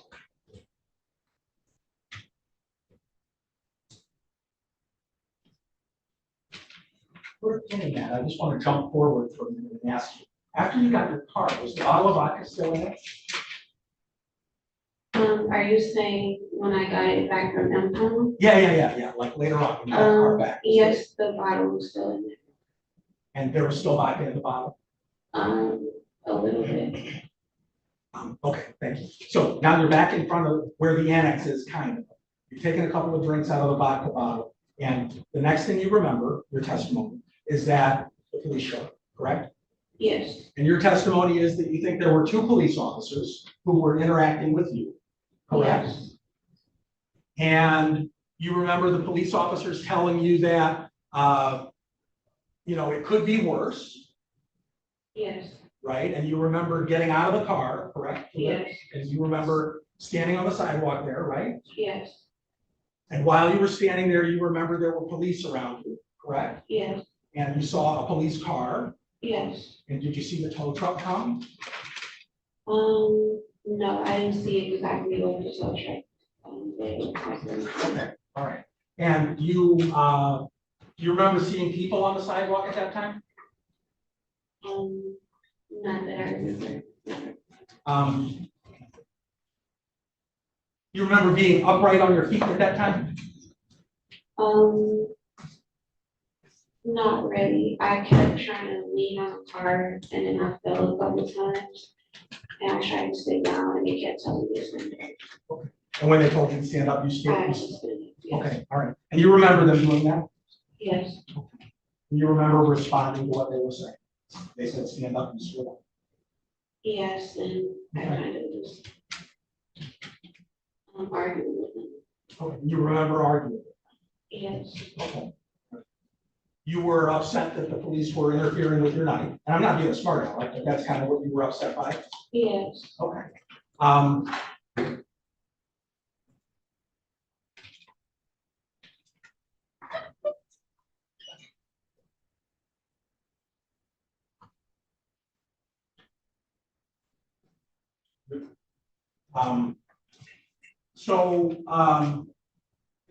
Your testimony, Ms. Lindsay, as I recall, is that basically the next thing you remember is you were inside of a room. Yes. Okay. Is it your testimony that you don't have a recollection of going to that room? Yes. So because you have no recollection, it's possible that you were literally carried over somebody's shoulder from the sidewalk up to that room, correct? It's possible. Yes. You don't know. I don't know. It's also possible that you walked from the sidewalk up to that room, correct? Yes. It's also possible that you were speaking to somebody the time that you were walking up to that room, correct? Yes. Because you don't remember. Is that your testimony? Yes. Have you ever drunk or drank to the point of blacking out before this night? Yes. Okay. And on those occasions, Miss Lindsay, have you awoken and been reminded of things that had happened the night before that you didn't remember? Yes. So the next thing you remember, though, is that you woke up in this room with a man. Yes. And I don't recall, did you say the lights were on or the lights were not on? I think the lights were on. The lights were on, and you remember that this person spoke to you, correct? Yes. And you remember this person had said something like, why don't you just sleep it off? Yes. And you remember that you then got your phone, correct? Yes. And do you have your phone password protected or? It's password protected. You were able to then use the password, you opened your phone up, right? Yes, it's Face ID. Okay, it's Face ID. So you were able to get your phone open, you opened your Lyft app, Yes. correct? Yes. And you ordered a Lyft. Yes. And after you had done that, you and the man who was in the room, you both got up. Yes. And you remember all of this, right? Yes. Okay. And then you walked out of the bedroom and out into a hallway. Do you remember that? Yeah. Yes. And you said that you kind of had a sense that someone was there, but you didn't see them clearly. I don't understand that. What do you mean you had a sense that someone was there? I felt like as I was leaving out the room to go out, I feel like I seen someone, but I couldn't identify if it was a man or woman or who it was. When you left I'll call it a bedroom. When you left the bedroom where the light was on. The lights were off in the next room. That was exactly my question. Thank you. And you think you saw somebody, but you don't remember seeing them. Yes. And then you left. Yes. And you said you got on an elevator. Yes. You remember that. Yes. You're walking at this time, right? Yeah. And you took the elevator and then you got off on another floor, which was the outside. Yeah. And that person walked with you to the exterior doors of this building, wherever you were. Yes. And when you got out, the lift came? Yes. When I left out the bedroom and then went to the other room and I went out, I'm not positive if I was on elevator or not, but the next thing I remember after that was seeing the lift car, I was outside the building. You did not stand around outside of the building waiting for it? No. When you got out, when you got there, the lift was there? Yes. You got right into the car? Yes. You told that person, or that person already knew your home address? On the lift, yes. Because of the order process, Yes. right? Yes. You order it, you tell them where you want to go? Yes. And you got in the car and that car drove you home? Yes. What side of the city do you live on with your dad? East or west side? West. So the car took you home? Yes. When you arrived, you got out? Yes. Went into your house? Yes. And went to sleep? Yes. And when you awoke the next day, was it daylight? Yes. And the first thing you did was try to find your car? Yes.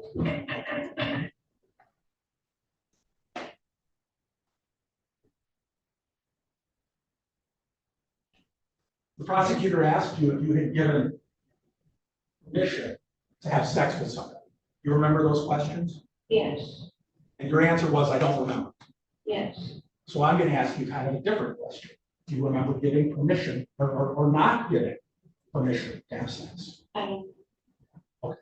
Thank you. I don't have any other questions. Can you redirect? And when you came to, so to speak, you say you were in this room with a stranger. You say you didn't have on underwear, is that right? Yes. And is there anything about your body that felt different? No. Okay. When you woke up or came to, so to speak, where was this stranger at in the room? Sitting next to me on the bed. He was sitting next to you on the bed? Yes. And how was he dressed? I can't remember. What was he doing besides sitting there? Just sitting. That's when he told you to sleep it off and you can leave in the morning? Yes. Any questions based on that question? Yes, sir. May. Yes. So a moment ago, when the judge asked you a question, if you had any sort of feeling in your body, you said no. Do you remember answering that? Yes. But a few moments ago, when I was asking you questions, I asked you about your body. You said that your body felt weird or strange. I can't remember what your word was. Can you explain a little bit more what you mean? I was in and out of feeling like something was going on, and I was somewhere that I couldn't move. And I remember the most full consciousness I ever had was when I sat up and I was able to call it home. Did you experience any pain anywhere in your body? No. Do you recall being on your period this time? Yes. And do you recall using anything on your period? I used tampons.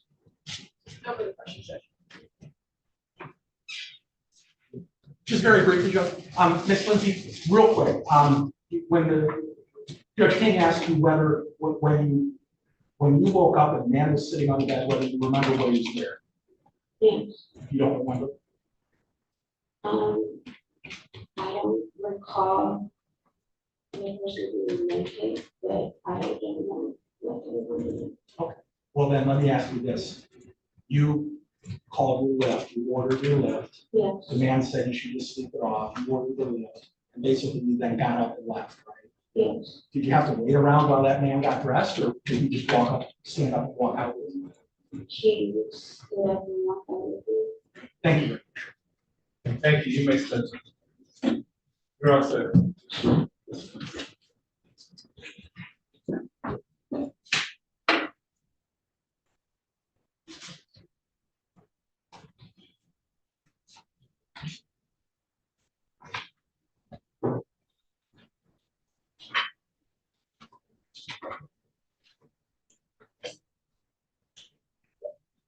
Any other witnesses for the people? There are no additional witnesses for the people, and I will do my argument to find over.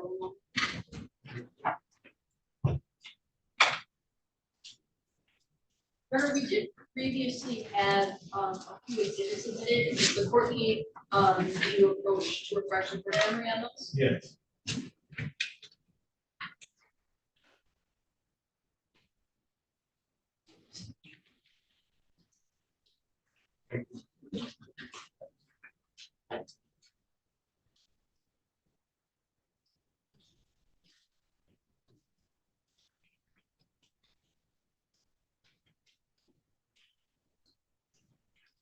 Okay. May I proceed to argue the minor division? Yes. Remember, at this time, the people do to have the defendant found over on a single count of criminal sexual conduct in a third degree multiple variables. I'm going to address my argument for bind over based on the elements. So for this, we're specifically looking at in this case, first of all, we need a form of penetration.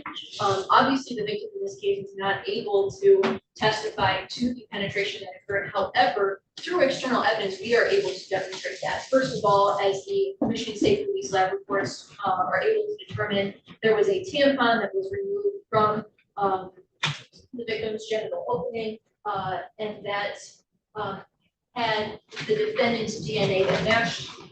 Additionally, when the officer in charge testified and he spoke with the defendant actually admitted to having penis to genital opening sex with the victim. So I think that the penetration component is clear. Moving on, the intoxication component for mental incapacitation, whether or not the victim was in fact not able to consent in this case, I think has been met by a number of different factors. First of all, we have the intoxication. The victim testified that from the period of 9 o'clock to 11 o'clock, maybe a little bit later, she had 2 lemon drops at the bar. She had either no food or had minimal food and an appetizer. And that she then picked up at the liquor store a pint of vodka that she then proceeded to drink almost all of the vodka that was in that bottle. She testified then that she was feeling the effects of intoxication. She was trying to meet her friend. She was also drinking, drinking and driving. So I think that is a factor. She was forthcoming with that information that she was trying to meet her friend, and that at the point that she was walking outside of her vehicle in the city of Detroit, trying to find her friend, she specifically stated that she felt really intoxicated, so she was going to go back to her car, send her friend to her location, and spend that time in her car. She then does not remember, presumably blacks out from her intoxication until she is awoken by the police officer standing outside of her vehicle. The police officers then impound her vehicle. We know that because she has a video. She says that that was around 2 a.m. So only a few hours after this happened, she was still feeling the effects of the alcohol, and the officers impounded her vehicle, towed her vehicle. The victim says that she remembers placing a call to a friend. The friend was not able to come get her, and then the next thing that she remembers is waking up in a room that she does not recognize with a man that she does not recognize and was not able to identify at a later date or today. She proceeds to say that she felt a little bit funny, that she was wearing the same dress that she had on from a few hours before, that her underwear was removed. She never gets her underwear back on. She then proceeds to go home. She says that she's feeling funny. She still cannot remember what happened. She indicated clearly today that she did not agree to have sex with someone, that she does not remember giving someone else permission to have sex with her, that she goes for a sexual assault examination to make sure that she is being safe and protected in the aftermath. And it is the result of that and the tampon extracted from her that matches to the defendant's DNA. So the intoxication component, I think, is there further supported by the fact that when she wakes up with that stranger, the stranger says, "Stay here, sleep it off," clearly indicating that he knows that she is intoxicated. He's telling her, "Sleep it off." She, in fact, does not sleep it off. She leaves. But I think that again indicates that the defendant knew that she was intoxicated, not to mention the fact that when he spoke with the detective, again, Detective Valerie, who testified at the last hearing, he did indicate that the victim seemed intoxicated, and that when he first met the victim, it was outside of his apartment while her car was getting impounded, that he was saying things to try and reassure her about getting her car, that he would help, use that to take her upstairs. And the objective throughout that process was for him to have sex with her, which he then admits to doing. So that intoxication component is really from the testimony of both the officer in charge who talked to the defendant and the victim, that certainly by a probable cause standard. The third component is really the identity factor. Defense counsel previously mentioned that the victim was not able to identify who this individual was. She was not able to identify who the defendant was today in court. But the fact of the matter is, based on the other evidence, we don't require an in-person identification from the victim in this case. We have the defendant's DNA found on a tampon that was in the genital opening of the victim. That is a clear connection, not to mention the fact that when the officer in charge, after getting that information, talked to the defendant, and the defendant waived his rights and agreed to speak with the officer in charge, that he admitted to having sex with the victim on the stated date, and it described the same circumstances. Take that into account with the officer in charge initially putting together the other details of where the victim's car was impounded, where the defendant's apartment was, putting that story together. The identity component is clear. So by probable cause standard, people have met our burden. We do move to have the case bound over to the Third Circuit Court. If any additional issue is an issue of fact for trier fact to determine. Ms. Woodrow. Judge, thank you. I want to just begin by recalling to the court's attention and purposes of the record, the idea of what probable cause is. Probable cause is essentially the court entertaining a conscientious belief as to the defendant's guilt, not whether there's questions that might need to be resolved or could be resolved. The question is whether this court has a conscientious belief as to the defendant's guilt at this stage of the proceeding. I would submit to you that you should not in any way have a conscientious belief as to the defendant's guilt. And I think specifically, I'm going to focus on the law that controls this case. I'll concede the question of the DNA and all of that, although I will note that if there's DNA found on a tampon, I think you can take judicial notice, or it's understood that it has to be inserted into the vaginal canal, which perhaps would accumulate DNA that is on the exterior, the vulva, and push it inside of the genital canal or the genital opening. So I think the mere presence of DNA on the tampon does not establish penetration. That said, Judge, Mr. Ingram is charged with criminal sexual conduct third degree, by which he, quote, affected sexual penetration through force or coercion and the defendant had reason to know the victim was physically helpless or mentally incapacitated. So we have three things that the prosecutor has to prove today. One is that Mr. Ingram used force or coercion. The second is that he knew that Ms. Lindsay was either mentally incapacitated or physically helpless. Isn't that curious by what the alleged victim indicated, and that he told her allegedly to sleep it off, she could leave tomorrow? Not at all, not even a little bit. And here's why, Judge. The law does not prohibit drunk sex. The law prohibits sexual penetration under specific and limited circumstances. That is, whether someone is By her mentally. own admission, she was unconscious to the point she didn't know what was going on. And again, Judge, that's fine. I think that I'm very intrigued by that testimony because Ms. Lindsay apparently had pretty clear memory and was able to operate pretty in accord with norms right up until the moment that she went into the apartment. She was driving, texting, talking, arguing with the police, understood what was going on. Then she apparently went into this apartment and it's a black hole. She doesn't remember anything that happened until later, about 2 hours later, when she awoken, and she remembers everything. She remembers that Mr. Ingram was dressed. She remembers there's someone else in the That's apartment. usually how it goes. If I'm awake and I remember what's going on, if I'm unconscious, then I don't. So here's the thing. The mental incapacitation is a specific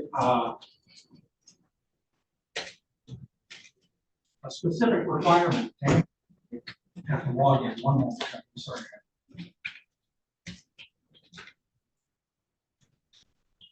Mentally incapacitated means that a person is rendered incapable of appraising or controlling their conduct due to the influence of narcotic, alcohol, or other substance, or due to any act committed upon that person without the person's consent.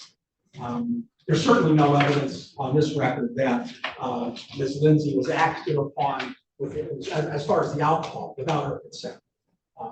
And also, there's no evidence that she was rendered temporarily incapable of appraising or controlling her conduct. There's certainly evidence that she doesn't remember. Absolutely. There's not evidence that she didn't, during that period of not remembering, which coincidentally is right in line with what the charges arise from. There's no evidence that during that brief period of not remembering that she was incapable of appraising or controlling her conduct. How could she do that if she's unconscious? Judge, she testified that this was not the first time that she had so-called blacked out. And people black out and they continue walking around in the world. And they wake up the next day and they call their buddy and they say, hey, what the hell happened last night? They said, oh my God, you don't remember? You were dancing on the table and you were buying shots for people behave and function when later on they don't remember. So the mere fact that she, and I'll even use the word blacked out, the mere fact that she doesn't remember what happened in that narrow window of time does not in any way satisfy the prosecution's burden of showing that she was mentally incapacitated, nor that she was physically helpless, which means, quote, a person is unconscious, asleep, or for any other reason physically unable to communicate unwillingness to enact. She testified that she doesn't remember if she consented. She doesn't remember if she didn't consent. So you, the court, I don't think, can simply extrapolate from that evidence that she didn't consent.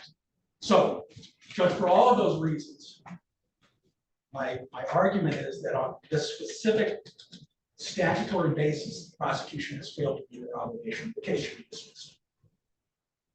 Anything else? No, just our thanks. Brief follow, Judge. I would like to note that I do think the physically helpless component of this is more than satisfied, unless the court would like to hear additional argument. As for the force of coercion components, since this isn't the core concept, I would like to note that I think the coercion is clear based on how the state that he found the victim in, the way in which he got her up to his apartment, all for the purpose of committing a sexual penetration with her. And including the fact, and I did not mention this in my initial argument, but I think it's important, including the fact that when the officer in charge was testifying, the defendant told the officer in charge that he helped the victim remove her. So I think that that is an important component, that coercion aspect, that finding her in a time of need, getting her up to his apartment while she was intoxicated and physically helpless, all so that he could do exactly what he did. That's all.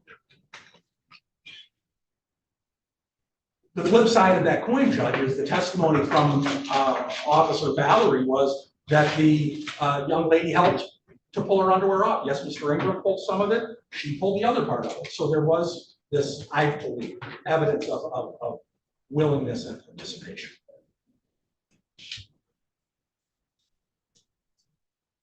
Okay.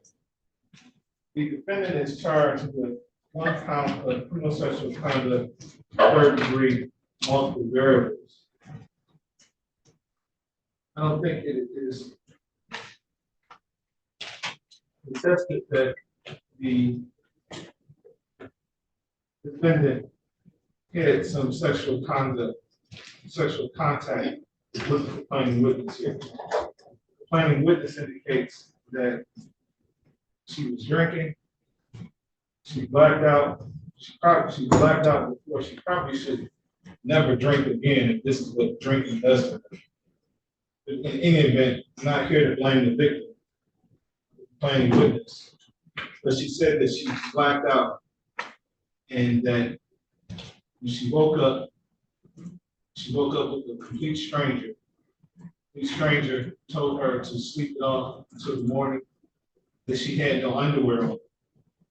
Apparently, she was on her menstrual cycle and was wearing a tampon at the time. Tampon has the defendant's DNA in it, or on it. So far as I know, the tampon has to be inserted into the complaining witness's vagina. How do you get the DNA on the tampon must penetrate the complainant? And I don't think that's in question because the defendant readily admits that he had sex with the complaining witness. The question is whether or not the sex that he had with the complaining witness is consensual, or was consensual or not. The complaining witness says she does not remember consenting to having sex. She may have not. But was she in a condition to give consent in the first place?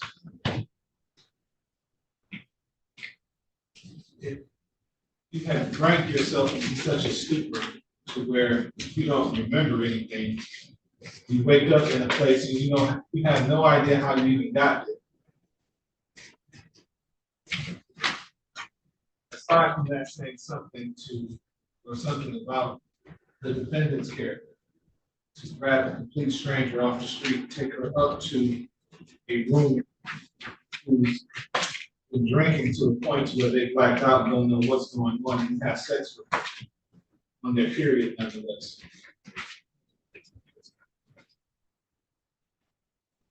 To me, that speaks volumes.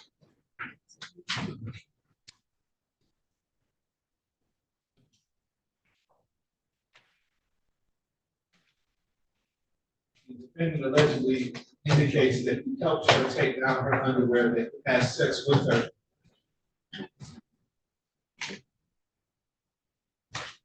Based on the testimony I've heard, it appears as though the complaining witness was helpless and or mentally incapacitated at the time the sexual act was performed.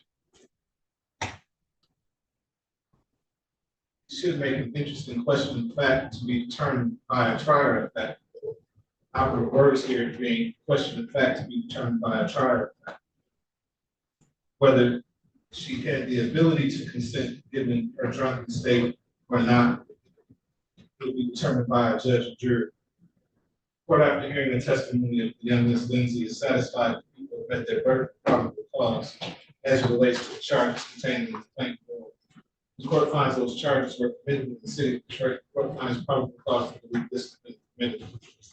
And it will be bound over to Wayne County Third Circuit Court Criminal Division for further proceedings. Is arraignment on the information date time will be January 17, 2024 at 9:00 a.m. Solemnly continued.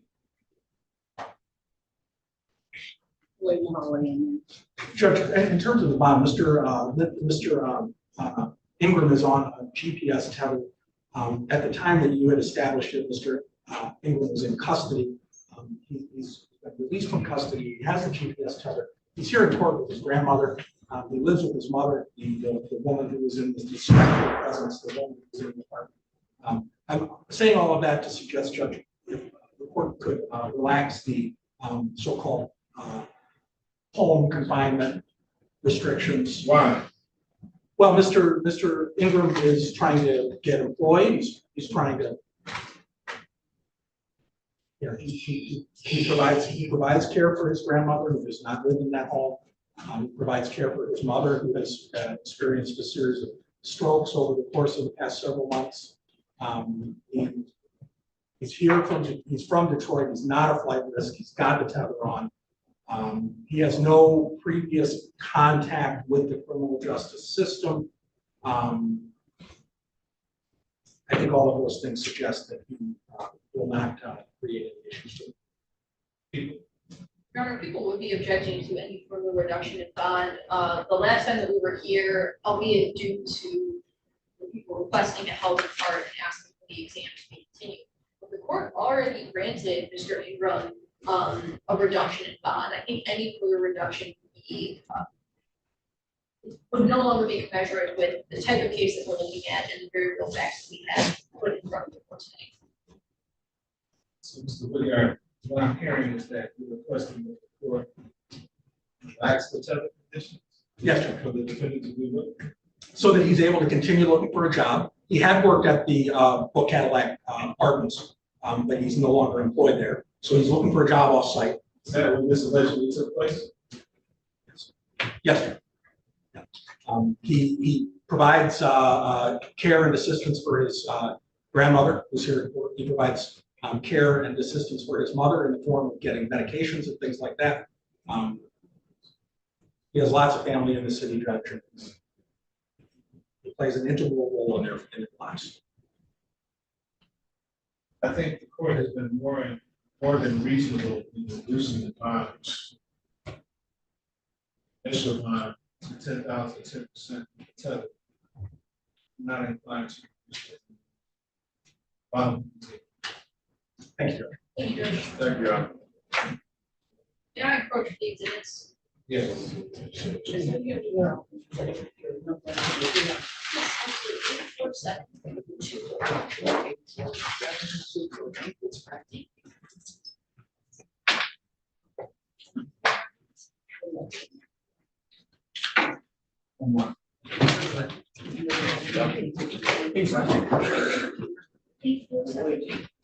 you, Judge. Thank you so much. Sorry. More, but I think. Is the next? Yeah, it's the next one. Next day. Did we do Ariana Banks? I might have found a mistake, only put that file short. Yeah. No, we didn't do thanks to Mr. Ambrose. Is Mr. Ambrose here? Mr. Ambrose here? No. On Banks? PCC. Yes, PCC. No, I'm quite certain. Okay. And Judge, I did try calling him. I wasn't able to get in touch with him, and I sent him a text message asking him if he was going to appear. And I haven't received anything. So, don't know.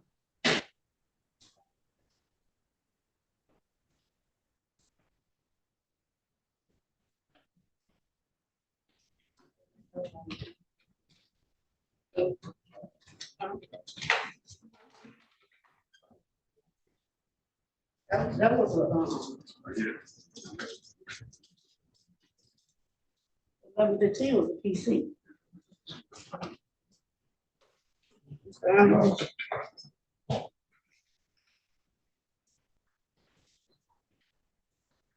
That's it.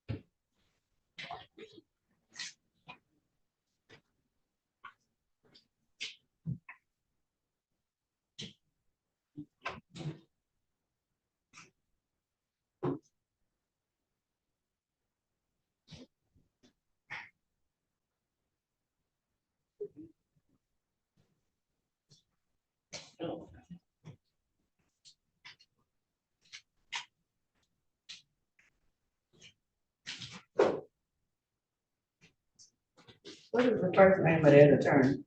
Ronald? Ronald. Michael Woodyard? No, Ambrose. You guys waiting on Ambrose? I don't know, it's Ambrose, but. It's Daniel. Huh? I think it's Daniel, I'm not sure. I have a Ronald. I think it is Ron. Ronald? I think so.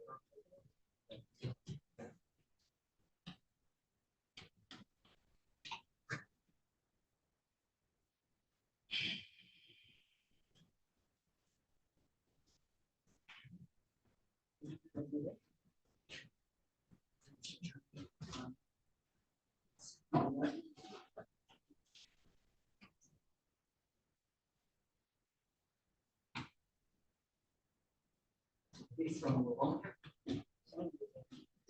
Yeah. He's not answering.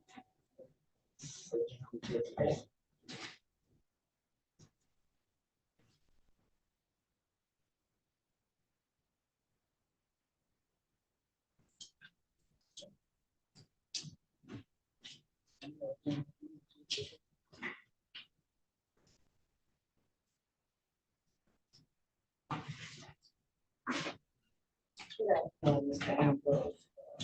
Ambrose, attorney for James report. Come to access.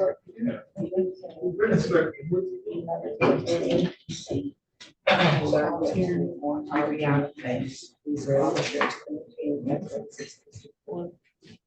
in regards to your client.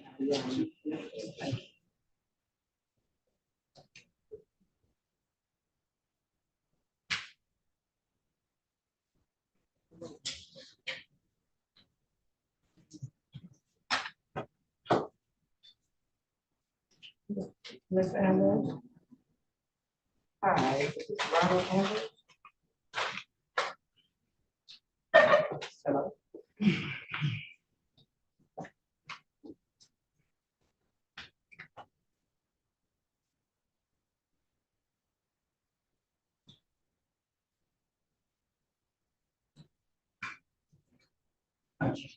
Yes, this is Officer Williams.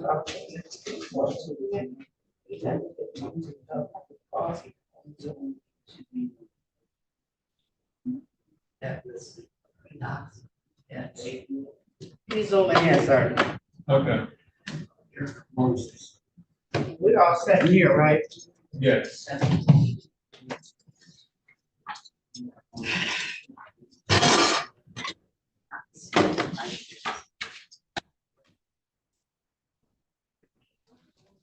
How you doing, Mr. Strong?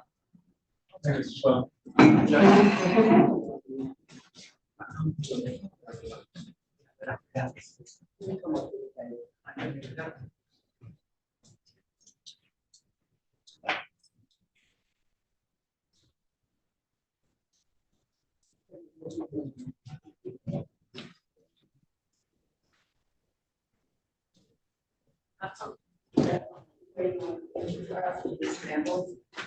I'm your first name, James, but I'm not Ambrose. Oh, no, you're Mr. Lodge. Right, that's okay. And you're here on what days? We're off the record. You're gonna be off the record? Yeah.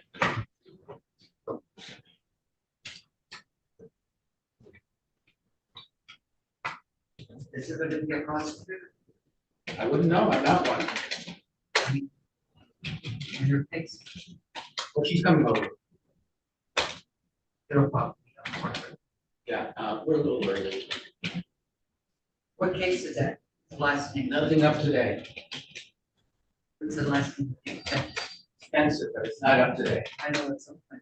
Tuesday.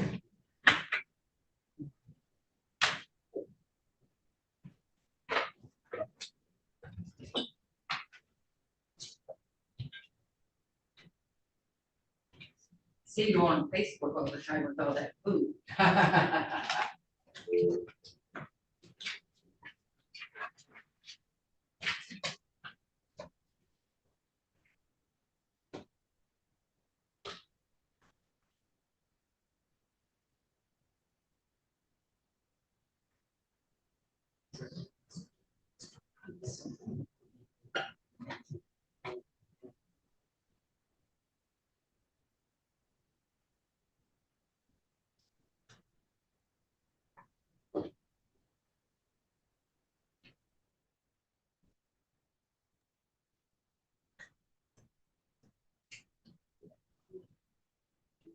Mr. Ambrose? Yes. Sir, why do we have to call around looking for you? I had it in my calendar for a preliminary examination for January 10th. It's set for a probable cause conference today, sir. We had a previous probable cause conference, and we had set the matter for a preliminary exam for January 10th.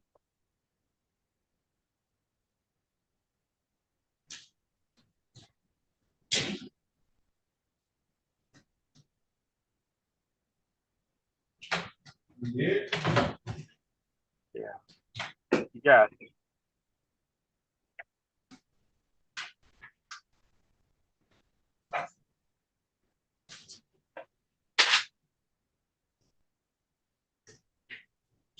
There's nothing in the court's file that reflects that. January 10th at what time? I had it at 10:45.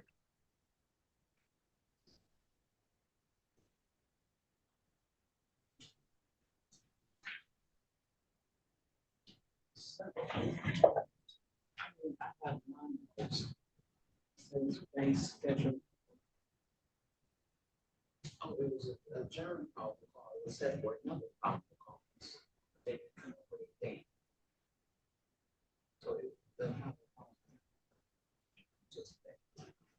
So So I'm told that the probable cause conference was adjourned to today. Yeah, my client was demanded a preliminary examination. I'm assuming she's not online right now. No, we didn't give you a date yet, though. I mean, she didn't check in, did she? No. Calling case 2360377 for the state of Michigan versus Ariana Kiana Banks. Defendant is charged in count 1 assault with a dangerous weapon, count 2 domestic violence. Appearances for the record, please. Good afternoon, Your Honor. Shelley Drain for the people, P number 60249. It's Ronald Ambrose appearing on behalf of Ms. Banks. Are you waiving your client's appearance for purposes of this hearing? I am. Okay, sir. I have this scheduled for a probable cause conference. It was scheduled for a probable cause conference today at 11:15 because my understanding is that you were busy in the morning and this was the earliest time you could get here.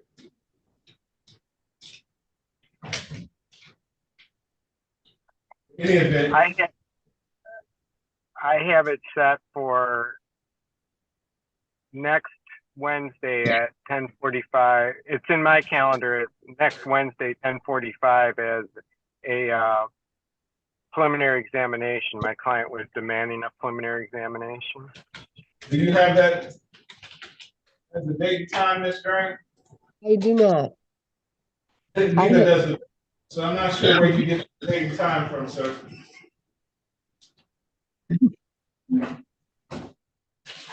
And I believe I already have something scheduled for that date at that time. Okay. I can give you January 17th at 9:30.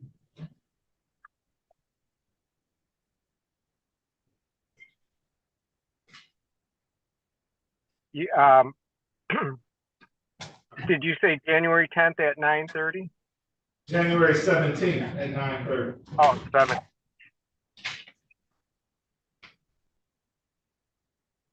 Does that work? Yeah, I can make it work. All right, January 17th at 9:30, bond will be continued. All right, thank you. I apologize for I must have put it in my calendar wrong, but I had it in for next Wednesday. But anyways, I'll see you on the 17th then. Okay, sir, have a good day, thank you. Okay, thank you. Thank you. We're waiting on this, Richard.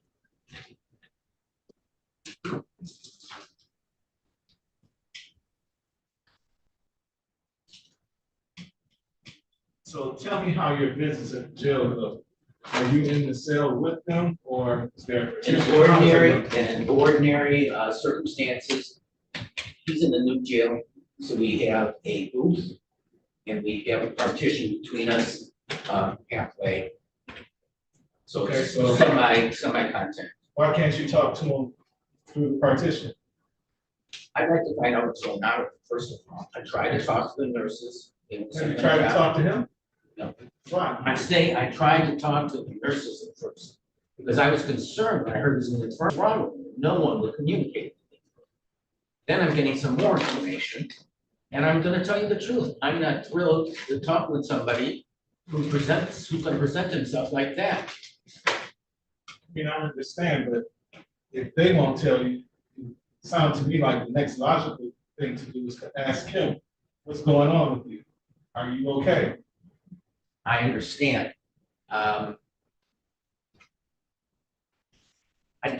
you can imagine, I wouldn't want to be in the same booth with someone who's, they're telling me is in very foul condition. Say the same booth, so I thought you said they're on the There's other a side of the partition, there's a half partition, but it's like up to here. And, He's not touching you or anything, right? well, I'm smelling them, Oh, okay. and I just don't like what's going on over there. I've been there 3, 4 times, tried to contact to see whether it's still, I What's thought his maybe name? he had his first name is, his last name's Spencer. Sorry, Judge. Calvin. And I Calvin believe- Spencer? Yeah, and I believe it is with a C. Give me 1 second.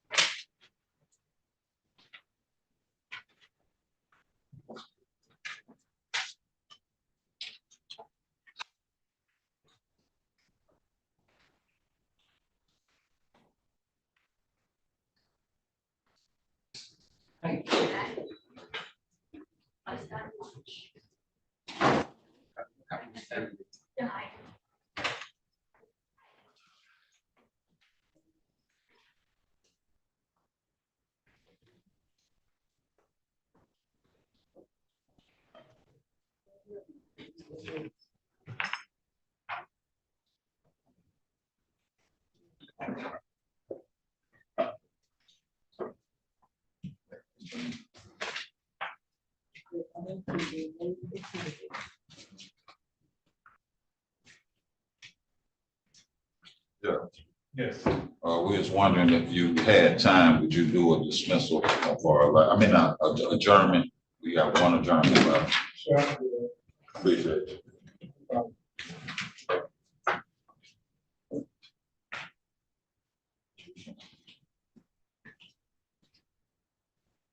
Oh.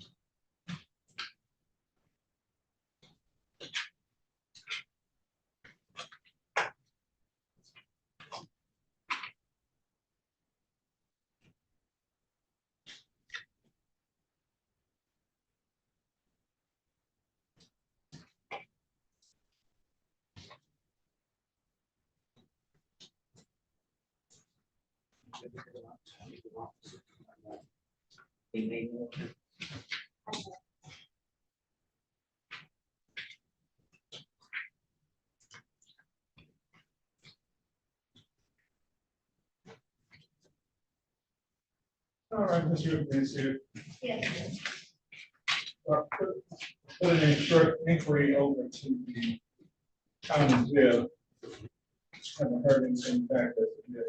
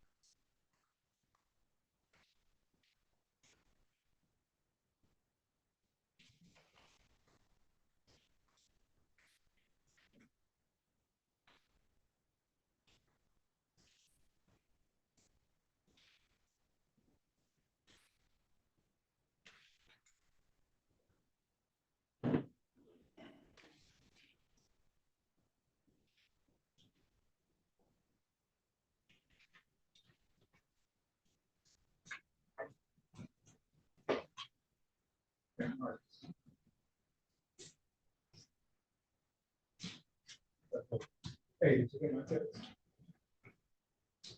Okay, all right. Okay, I appreciate it. Thank you.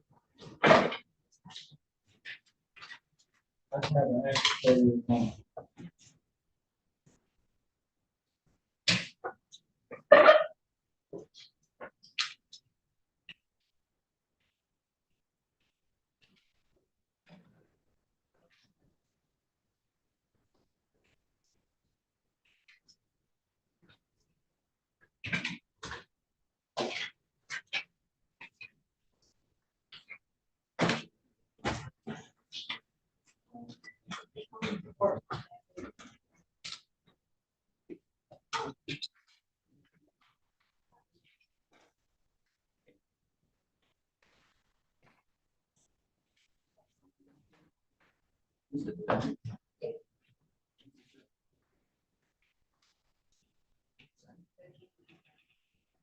That's right, it's on.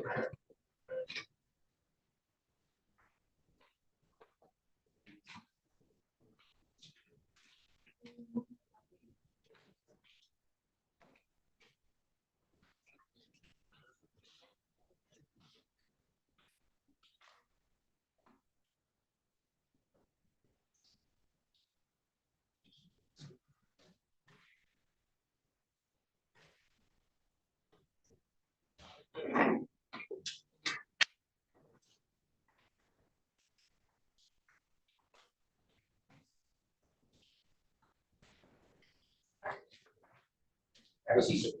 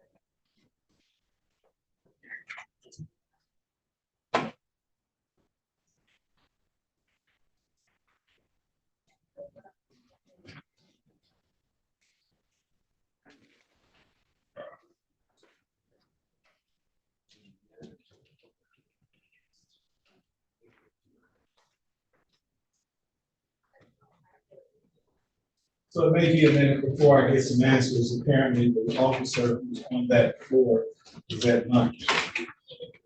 Want to get back with us? I'm doing 1 o'clock for probation violation here in the honorable. All right, what's your name? 313. 506-3524. Ms. Ripley? You might be trying. Yeah, I'm gonna say, one thing. 313-727-927. Exactly 130. I didn't answer because I didn't try. All right, I'll send you a text. Okay. Once I find something out, I'll let you guys know, okay? And I don't want you to think that I'm being picky even about this or anything like that. I think it's a serious problem for a lot of reasons. They don't seem to have an answer what's wrong with them. Whether it's a physical illness, whether they're addressing the physical illness, whether it's something mental. And that's my main concerns are, as well as my own company. Eventually, he's gonna have to come through here. I don't have to deal with that. Well, I understand. We do have them up on the 9th. Next weekend. I work on this. Is this a homicide? No, this Why is it on is, Tuesday? That's the day they gave us. that's the you gave us. Judge, Wasn't it? no, I'm not. Oh, maybe so, Judge Sabri? Is it Superior or Taylor? Judge It was Taylor. Taylor. It was Taylor. I'm Would open you to like a new to- day if you want. I was about to say, would you like to treat the 9th as a PCC? Yeah, let's Find out in the meantime what's happening? let's do that, because I only do homicides on Tuesdays and Thursdays. Okay, that's cool. Thank you, Judge. All right.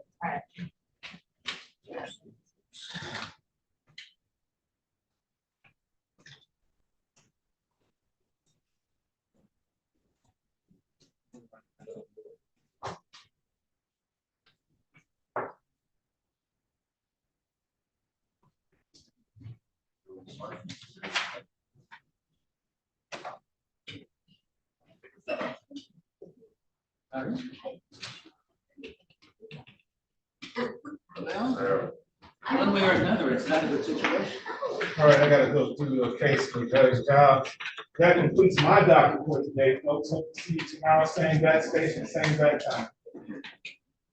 I'm smiling in the mask.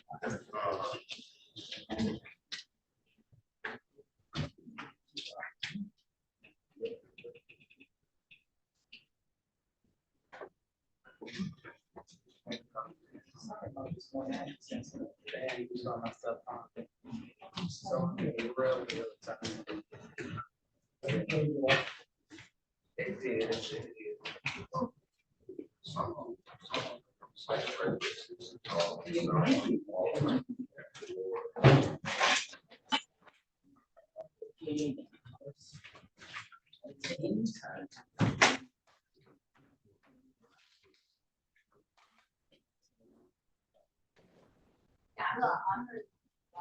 I know. You want to do the 9th price over here? Yeah.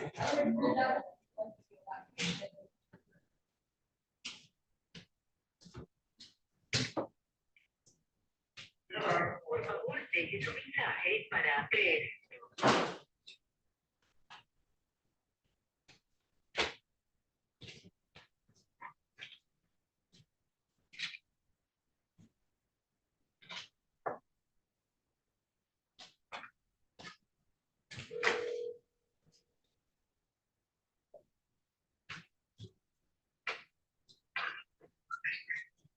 What's up?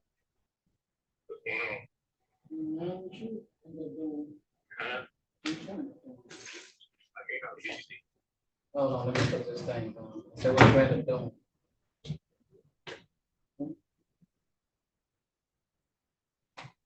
Can you hear me now? What you about to? So what you about to?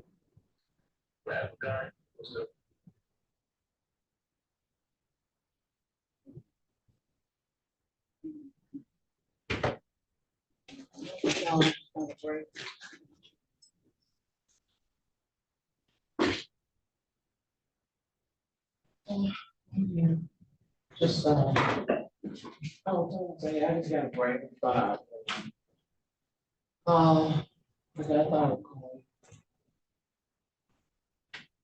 Well, I got the fan, so you might have to hear me. Judge done? Yeah, as far as I know. What you say, Judge?